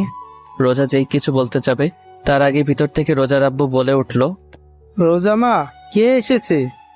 রোজা কিছু বলতে যাবে তার আগে আমি রোজাকে পাশ কাটিয়ে ভিতরে চলে আসলাম, কারণ রোজা হয়তো এই জন্মে আমাকে বাসায় ভিতরে ঢুকতে দিবে না। রোজা আমার পিছন পিছন আসছে আর আমার 14 গোষ্ঠী উদ্ধার করছে। হলরুমে এসে দেখলাম রোজার আব্বু আম্মু সোফায় বসে আছে। রোজার বাবা আমাকে দেখতেই বলল, আরে বাবা নীল, কেমন আছো? আসসালামু আলাইকুম আঙ্কেল আন্টি, আমি ভালো আছি, আপনারা কেমন আছেন? ওয়ালাইকুম সালাম, আমরা ভালো আছি। তো আমার মেয়েটাকে এতদিন আগে পাঠিয়ে দিয়ে তুমি এত লেট করে আসলে কেন? সরি আন্টি, আসলে একটু কাজ ছিল তাই আসতে একটু দেরি হয়ে গিয়েছে। আরে ছেলেটা মাত্র আসলো, ওকে একটু রেস্ট করতে দাও। ঠিক আছে রোজা মা, যা নীলকে রুমে নিয়ে যা। রোজা আমার পিছনে দাঁড়িয়েছিল। পিছনে ঘুরে রোজার দিকে তাকিয়ে আমি ভয় পেয়ে গেলাম, কারণ ও ভুরু কুচকিয়ে আমার দিকে তাকিয়ে আছে। ওর আম্মুর কথা শুনতে আমার কাছে এসে রাগী লোক নিয়ে বলল, ঠিক আছে আম্মু, আমার পেছন পেছন আসেন। রোজা সামনে সামনে হাঁটতে লাগলো আর আমি ওর পিছন পিছন আল্লাহর নাম নিয়ে হাঁটতে লাগলাম। না জানি এই মেয়ে আমার কি অবস্থা করে। যেই লোক নিয়ে তাকিয়েছিল না জানি কি হয়। কিছু সময় পর রোজা একটা রুমের ভিতর ঢুকলো। আমি রুমের ভিতরে ঢুকতেই রোজা আমাকে ধাক্কা মেরে ফ্লোরে ফেলে দিল। ও মাগো, চিৎকার করতেও দিল না, তার আগেই ও আমার মুখ চেপে ধরে বলতে লাগলো, চুপ, একদম চুপ, চিৎকার দিবি না, চিৎকার করলে একেবারে মেরে ফেলবো। একেবারে রেগে গিয়ে ওর চোখ লাল বর্ণ ধারণ করেছে। আর এই দিকে আমার অবস্থা গলাকাটা মুরগির মতো। ফ্লোরে পড়ার সময় আমার বাম হাত কোমরের নিচে ছিল আর ফ্লোরে পড়তে অবস্থা টাইট। হঠাৎ রোজা খেয়াল করলো আমার চোখ দিয়ে পানি পড়ছে। তারপরেও আমাকে না ছেড়ে আমার বুকের উপর বসে দুহাত দিয়ে আমার গলা টিপে ধরলো। আমি না পারতেছি বলতে আর না পারতেছি সহ্য করতে। হঠাৎ রোজা বলতে লাগলো, তুই এখানে কেন এসেছিস? তোর সাথে আমার আর কোনো সম্পর্ক নেই। তুই এক্ষুনি এই বাসা থেকে বের হয়ে যাবি, না হলে তোকে একেবারে মেরে ফেলবো। যা তোর প্রেমিকার কাছে যা, এখানে এসেছিস কেন? কথাগুলো বলতে বলতে রোজা নিজেই কেঁদে ফেললো। রোজার অবস্থা দেখে বুঝতে পারলাম ও প্রচুর অভিমান করেছে, সাথে রেগেও আছে। ও এখন পর্যন্ত আমার গলায় টিপ দিয়ে রাখছে। এখন আমার দম প্রায় বন্ধ হয়ে আসছে। হঠাৎ রোজা আমাকে ছেড়ে দিয়ে আমার উপর থেকে উঠে বেলকনিতে চলে গেল। হয়তো ও ওর চোখের পানি লুকানোর চেষ্টা করছে। রোজা আমাকে ছাড়তে আমি গলা ধরে কাশতে লাগলাম, আর হাতের ব্যথা বলার মতো না। কিছু সময় পর আমি উঠে বেলকনির দিকে আসলাম। বেলকনিতে আসতে দেখলাম ও ফ্লোরে বসে কান্না করছে। আমি রোজার কাঁধে হাত রাখতেই ও কিছুটা কেঁপে উঠল। সরি, জানি একটা সরিতে তো আর সবকিছু ঠিক হয়ে যাবে না, তারপরে বললাম, তোর শরীর খেতায় আগুন, হাত সরা আমার শরীর থেকে। রোজা উঠে ওর রুম থেকে বাইরে চলে গেল। বুঝতে পারলাম ও প্রচুর পরিমাণে অভিমান করে আছে। এত সহজে ওর এই অভিমান ভাঙা সম্ভব না। আমি বেলকনিতে আর না থেকে রুমে আসলাম। এতক্ষণ যাবৎ আমি রোজার রুমে ভালোভাবে তাকাইনি। রোজার রুমটা দেখে বেশ অবাক হলাম।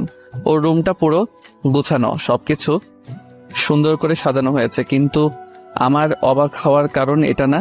আমার অবাক হওয়ার কারণ হচ্ছে বাম পাশের পুরো দেয়ালে রোজার আর একটা মেয়ের ছবি লাগানো। মেয়েটা রোজার থেকে কিছুটা বেশি সুন্দর আর মায়াবীও।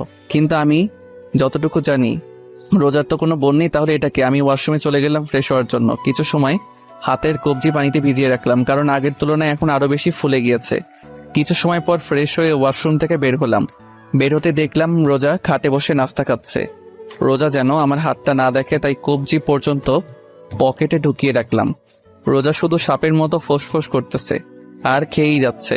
ওকে এইভাবে দেখে আমার ভয় করছে, আবার হাসিও পাচ্ছে, কারণ প্রচন্ড রাগের কারণে ওর নাক, গাল, চোখ একেবারে লাল হয়ে আছে। আমি রোজার সামনে গিয়ে বললাম, এত জিদ করলে তোমার ব্লাড প্রেশার বেড়ে যাবে। আমার শরীর, আমি যা মন চায় তা করবো, তোর কি? আর তুই আমার বিছানায় বসেছিস কেন? বলেই আমাকে আবার ধাক্কা দিল আর আমি খাট থেকে সোজা ফ্লোরে পড়ে গেলাম। আর পড়তেই আমার জান যায় অবস্থা। একেবারে চুপ হয়ে রোজার দিকে তাকিয়ে কান দিয়ে গরম হাওয়া বের হচ্ছে।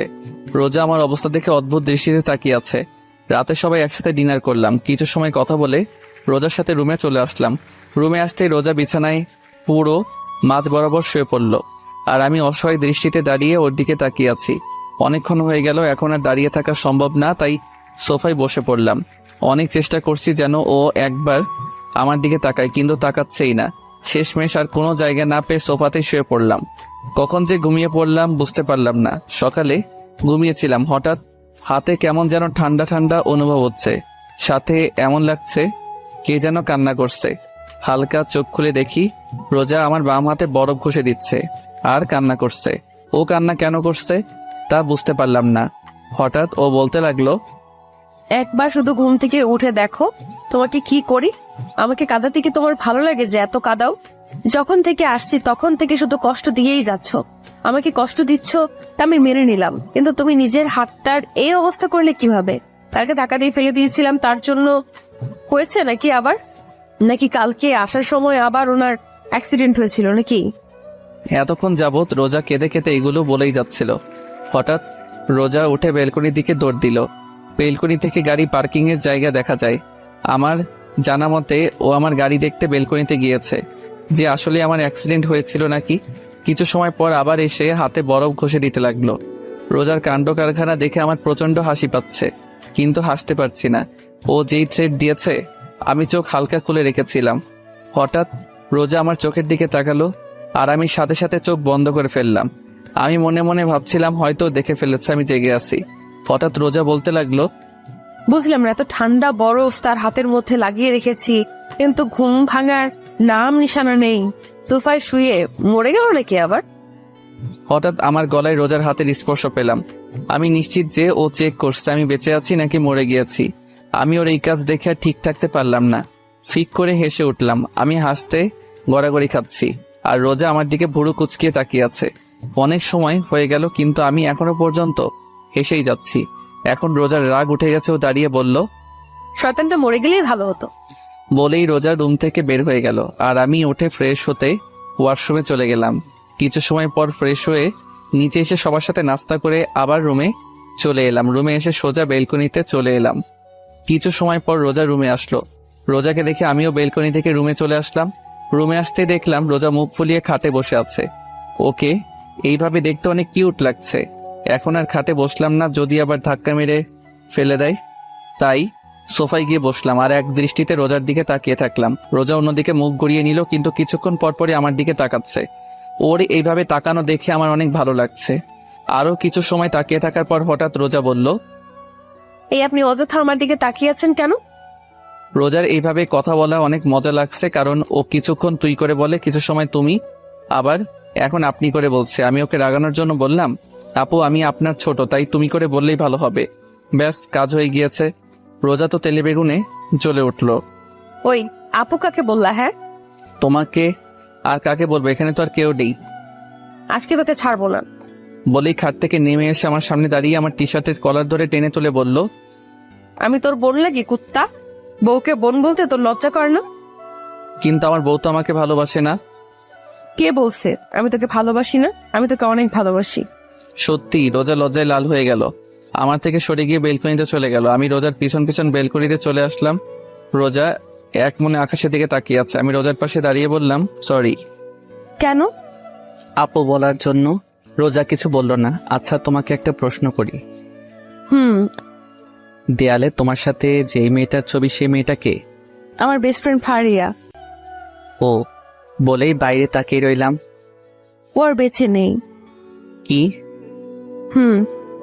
কেন, কি হয়েছিল? রোজা যা বলো তার জন্য মোটেও প্রস্তুত ছিলাম না, কারণ ওকে কিছু লোক ধর্ষণ করে মেরে ফেলেছে। হোয়াট? 6 বছর আগে একদিন আমি, ফারিয়া, রুহি আর মিম কলেজ থেকে বাসার দিকে ফিরছিলাম।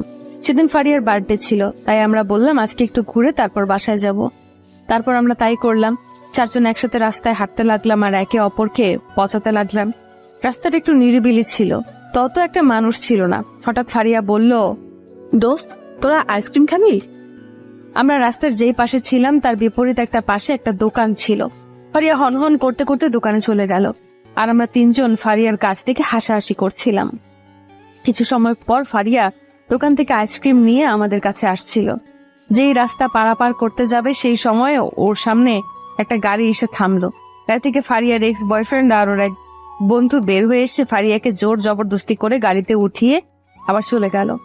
আর আমরা 3 জন ওখানেই দাঁড়িয়েছিলাম। আমরা ভেবেছিলাম হয়তো ওরা প্র্যাঙ্ক করছে, কিন্তু 10 মিনিট পার হয়ে গেল, কিন্তু ফারিয়ার আসার কোনো নাম নেই। ওর মোবাইল ট্রাই করলাম, কিন্তু মোবাইল বারবারই বন্ধ বলছে। এখন আমাদের 3 জনের টেনশন হতে লাগলো। আর কিছু না ভেবে ফারিয়ার আব্বুর কাছে কল দিলাম। ফারিয়ার আব্বু ব্যবসায়ী ছিলেন আর আম্মু স্কুল টিচার। কয়েকবার রিং হতেই কল রিসিভ করলো। তারপর তাকে পুরো ঘটনা খুলে বললাম। বিকেল 6টা পর্যন্ত সবাই ফারিয়াকে খুঁজেছি, কিন্তু কোথাও পাইনি। আর কোনো উপায় না পেয়ে আমার আব্বু ফারিয়ার আব্বু আর ফারিয়ার মামা পুলিশের কাছে অভিযোগ করলো। পুরো 2 দিন পুলিশ ফারিয়াকে খুঁজেছে, কিন্তু তারাও পেল না। অবশেষে ফারিয়ার ছবি পত্রিকায় দেওয়া হলো। 3য় দিন সকাল 10টা বাজে। আমরা সবাই ফারিয়াদের বাসায় ছিলাম। হঠাৎ ফারিয়ার আব্বুর মোবাইলে একটা কল আসলো, কিন্তু কেন জানি কল রিসিভ করার কিছু সময় পরে তিনি অজ্ঞান হয়ে পড়লেন। সবাই ফারিয়ার আব্বুকে ধরে রুমে নিয়ে গেল। আর এইদিকে আব্বু যেই কলটা আসছিল সেই নাম্বারে আবার কল দিল। আব্বু কিছু সময় কথা বলল। সবে আব্বুর থেকে জিজ্ঞেস করলে আব্বু বলে রাস্তার আবর্জনার পাশে পুলিশ একটা মেয়ের লাশ পেয়েছে। এটা ফারিয়া নাকি চেক করার জন্য যেতে বলেছে। কথাটা শুনতেই আমাদের সবার কলিজাটা কেঁপে উঠল। পুরো বাড়িতে আবার কান্নার রোল পড়ে গেল। কিছু সময়ের মধ্যেই আমরা সেই জায়গায় পৌঁছে গেলাম। পুলিশ বলল রাস্তার একজন লোক আবর্জনা পরিষ্কার করছিলেন, তখন তিনি দেখলেন একটা মেয়ে উলঙ্গ অবস্থায় একপাশে পড়েছিল। তারপর একজন লেডি কনস্টেবল পুলিশ আমাদের লাশের সামনে নিয়ে গেলেন। যখন লাশের শরীরের উপর থেকে কাপড় সরানো হলো, তা দেখে আমার শরীরের পশম দাঁড়িয়ে গেল। একেবারে বাকরুদ্ধ হয়ে মাটিতে বসে পড়লাম। চোখ দিয়ে পানি পড়েই যাচ্ছে। ওর এক চোখ ফেটে গিয়েছে, ঠোঁট থেকে গাল পর্যন্ত চামড়া ছিঁড়ে ফেলেছে। পুরো চেহারায় ও হাজারো হাজারো মারের ছাপ স্পষ্ট দেখা যাচ্ছে। ওকে এমন ভাবে অত্যাচার করেছে যে ওর চেহারা ততটা চেনাই যাচ্ছিল না। পুরো শরীর জখম হয়েছিল, এমন মনে হচ্ছিল কলিজার উপর কেউ পাড়া দিয়ে ধরেছে। তারপর লাশটাকে পোস্টমর্টমের জন্য পাঠানো হলো। আর এইদিকে সবাই শকে চলে গেল ফারিয়ার এই অবস্থা দেখে। ফারিয়ার বাবা মা জিন্দা লাশের মতো চুপ করেছিল। তারপর ওকে কবর দেওয়া হলো, কিন্তু ওর বাবা মা ওকে শেষবারের মতো দেখার সুযোগ পাননি। 1 মাস পর্যন্ত পুলিশ আসামিদের খোঁজ করলেন, কিন্তু আসামি পলাতক থাকায় তারা খুঁজে পাননি। তারা খোঁজ না চালিয়ে কেস ক্লোজ করে দিল। কিন্তু এটা ফারিয়ার বাবা মা মেনে নিতে পারল না। তারা পুলিশের পা পর্যন্ত ধরেছিল যেন ধর্ষণকারীদের শাস্তি হয়, কিন্তু পুলিশ কিছু করলেন না। বর্তমান তাহলে কি ওর ধর্ষণকারীদের কি কোনো শাস্তি হয়নি? রোজা চুপ হয়ে মাটিতে বসে কাঁদছে। আমি রোজার 2 বাহু খুব শক্ত করে চেপে ধরে ওকে ধাক্কা দিয়ে বললাম, কি হলো, কথা বলছো না কেন? ওই শোরের বাচ্চাদের কি কোনো শাস্তি হয়নি? না, তখন ওদের কোনো শাস্তি হয়নি। আমি রোজার সামনে থেকে উঠে ছাদে চলে আসলাম। প্রচুর রাগ উঠতেছে। একটা মেয়েকে এমন নির্মমভাবে ধর্ষণ করে হত্যা করার পরেও দর্শকদের কোনো বিচার হলো না। রোজার বলা কথাগুলো ভাবতে লাগলাম। হঠাৎ আমি দাঁড়িয়ে গেলাম। ঠোঁটের কোণে একটা হাসির রেখা ফুটে উঠেছে, কারণ রোজা বলল তখন তারা তাদের পাপের কোনো শাস্তি পায়নি, তার মানে এখন পেয়েছে। কিন্তু শাস্তি কে দিয়েছে, কবে দিয়েছে এবং কিভাবে দিয়েছে, এমন হাজারো কথা মনে চলছিল। আর এই সব কথার উত্তর একজনই দিতে পারবে। আমি দৌড়ে ছাদ থেকে রুমে চলে আসলাম।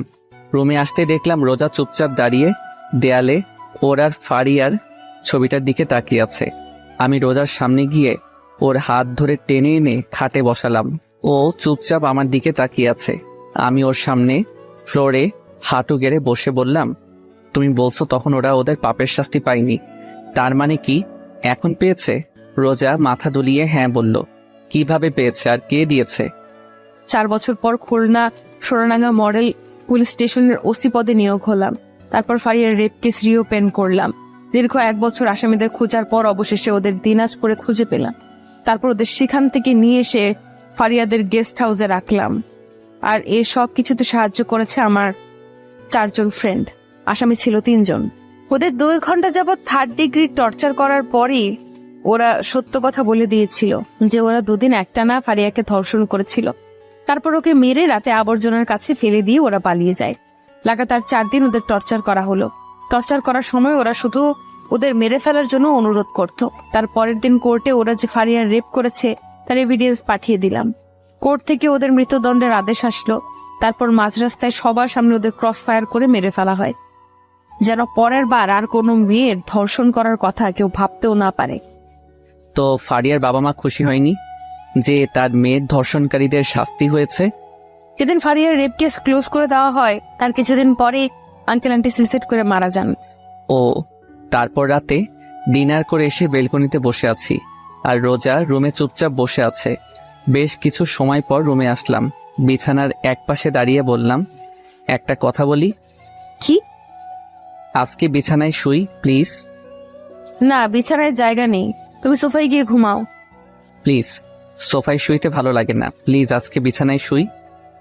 ওহো, আপনার বিছানায় ঘুমানোর কোনো প্রয়োজন নেই। এখন আপনি আসতে পারেন, আমার অনেক ঘুম পেয়েছে। বলেই রোজা শুয়ে পড়ল। বুঝলাম না এই মেয়ে এত জেদি কেন। একরাশ হতাশা নিয়ে সোফায় শুয়ে পড়লাম। অনেকক্ষণ যাবৎ ঘুমানোর চেষ্টা করছি, কিন্তু ঘুম আসছেই না। হঠাৎ রোজা বলল, কেউ যদি চায় বিছানায় এসে ঘুমাতে পারে, আমি কিছু মনে করব না। আমি শুনেও চুপচাপ চোখ বন্ধ করে শুয়ে আছি। কি হলো, কথা কানে যায়নি? বললাম কেউ যদি চায় বিছানায় এসে ঘুমাতে পারে। এইবার গলার আওয়াজটা শুনে মনে হচ্ছে ও হালকা রেগে গেছে। তারপরেও আমি চুপ করে রইলাম। হঠাৎ এমন মনে হলো কেউ আমার সামনে সাপের মতো ফোঁসফোঁস করছে। এক চোখ খুলে দেখি রোজা আমার সামনে দাঁড়িয়ে ফোঁসফোঁস করছে। আমি ভয়ে চোখ বন্ধ করে রাখলাম। কি হলো, আপনি কি শোনেননি? আপনাকে বিছানায় গিয়ে ঘুমানোর জন্য বললাম। আপনি কি আমাকে বলছেন? আপনাকে ছাড়া এই রুমে কি অন্য কেউ আছে?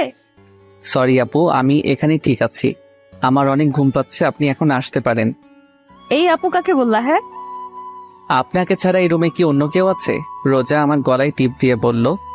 তোমাকে আমি একেবারে মেরে ফেলবো আর একবার আমাকে আপু বললে। তো আপনাকে আমি কি বলবো? বউয়ের বাইরে যদি অন্য কিছু বলিস তাহলে তোকে মেরেই ফেলবো। কথাটা বলতেই রোজার রাগ এক মুহূর্তে লজ্জায় পরিণত হয়ে গেল, কারণ ও আমার বুকের উপর বসেছিল। সেকেন্ড মধ্যে আমার বুক থেকে নেমে গেল। বিছানায় গিয়ে ইন্ডিয়ার পাকিস্তানের বর্ডার বানিয়ে শুয়ে পড়ল। আমার দিকে আর একবারও তাকাইনি। আমি সোফা থেকে নেমে রোজার পাশে গিয়ে শুয়ে পড়লাম। আজকে প্রথমবার রোজা আমার আর ওর মাঝে বালিশ রেখেছে। কি আর করার, ঘুমিয়ে পড়লাম। সকালে বুকের উপর কিছু একটা অনুভব করছি। চোখ খুলে দেখি রোজা আগের মতো আমার বুকের উপর মাথা রেখে শুয়ে আছে। ওর চেহারার ওপর থেকে চুলগুলো সরিয়ে দিলাম। খুব মায়াবী লাগছে ওর চেহারার। আজকে অনেকদিন পর ও আবার আমার বুকের উপর মাথা রেখেছে। মন চাচ্ছে ওকে খুব শক্ত করে জড়িয়ে ধরতে। ঘড়ির দিকে তাকিয়ে দেখি মাত্র 6টা বাজে। বেশি কিছু না ভেবে রোজাকে শক্ত করে জড়িয়ে ধরলাম। জড়িয়ে ধরতেই রোজা বলল, কি মেরে ফেলার প্ল্যান আছে নাকি? তুমি জেগেছিলে? আর এত শক্ত করে কেউ কাউকে জড়িয়ে ধরে? মরে যাব তো। আমার বউ, আমি যা মনে চাই তা করব, আপনার কি? আমার বউ মানে? কাল রাতে না বললেন বউ বলতে, তাই বললাম। তার মানে তুই আমার কথাই বলেছিস?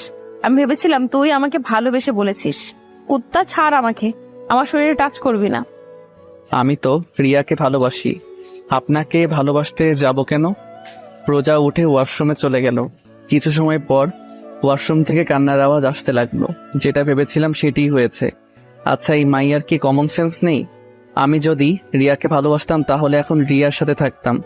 আমি এখানে ওর সাথে কেন থাকতাম? এখন কাঁদতে কাঁদতে বাড়িঘর ভাসিয়ে ফেলবে। সবাই একসাথে বসে নাস্তা করছিলাম। হঠাৎ আমি বললাম, আঙ্কেল, একটা কথা বলার ছিল। বাবা বলো, কি বলবা? আঙ্কেল, বাসা থেকে কল আসছিল, অফিসে নাকি একটু সমস্যা হয়েছে, তাই আজকে বাসের উদ্দেশ্যে রওনা দিতে হবে। আমার কথা শুনতেই রোজা চোখ বড় বড় করে আমার দিকে তাকিয়ে আছে। এই কি বাবা, কিছুদিন হলো এলে আর এখনই চলে যেতে চাচ্ছ? না মানে আন্টি, অনেকদিন হলো আসছি, অনেক কাজ পড়ে আছে। আবার রোজার ও তো অনেকদিন হলো চাকরি থেকে ছুটি নিয়েছে। তা ঠিক আছে, তাই বলে আজকে চলে যেতে হবে? জি আঙ্কেল।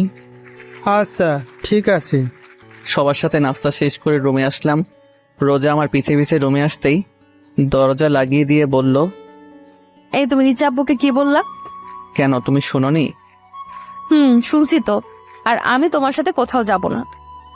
কোথাও যাবে না মানে? সবসময় কি বাপের বাড়িতে থাকবে নাকি? তাহলে আমি কই থাকবো? আপনার বিয়ে হয়েছে, আপনি কি ভুলে গিয়েছেন? আমার বিয়ে হয়েছে, তাহলে আমার স্বামী কে? ওর এই অদ্ভুত প্রশ্ন শুনে মন চাচ্ছে নিজের হাত দিয়ে নিজের মাথার চুল ছিঁড়ে ফেলি। আমি কে? মানুষ। দেখো, আমার সাথে মজা করা বন্ধ করো প্লিজ। আর দেরি হয়ে যাচ্ছে, তাড়াতাড়ি জামা কাপড় গুছিয়ে নাও। আচ্ছা, মজা করা বাদ দিলাম, কিন্তু একটা কথার জবাব চাই। কি? তুমি কি আমাকে ভালোবাসো? সত্যি করে বলবো? না, মিথ্যা করে বলো।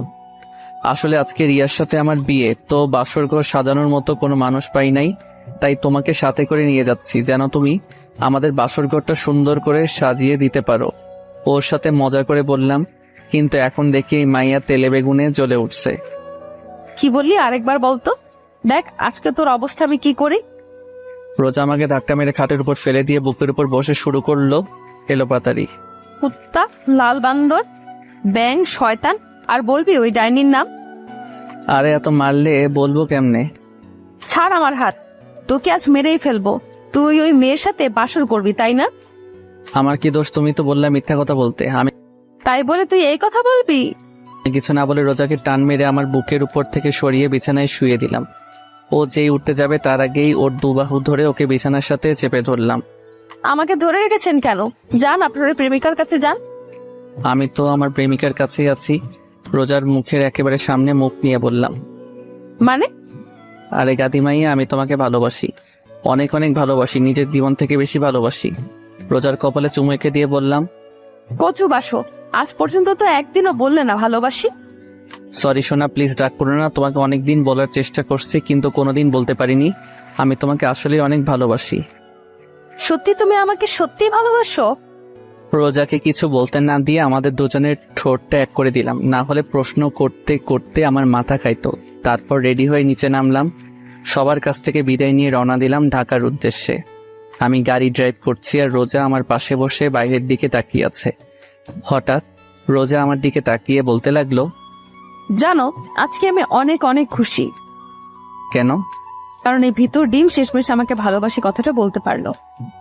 তুমি কি আমাকে ভিতর ডিম বললা? গাড়িতে কি আর কাউকে দেখতে পেয়েছো? আমি কিছুই বললাম না, চুপচাপ ড্রাইভ করতে লাগলাম।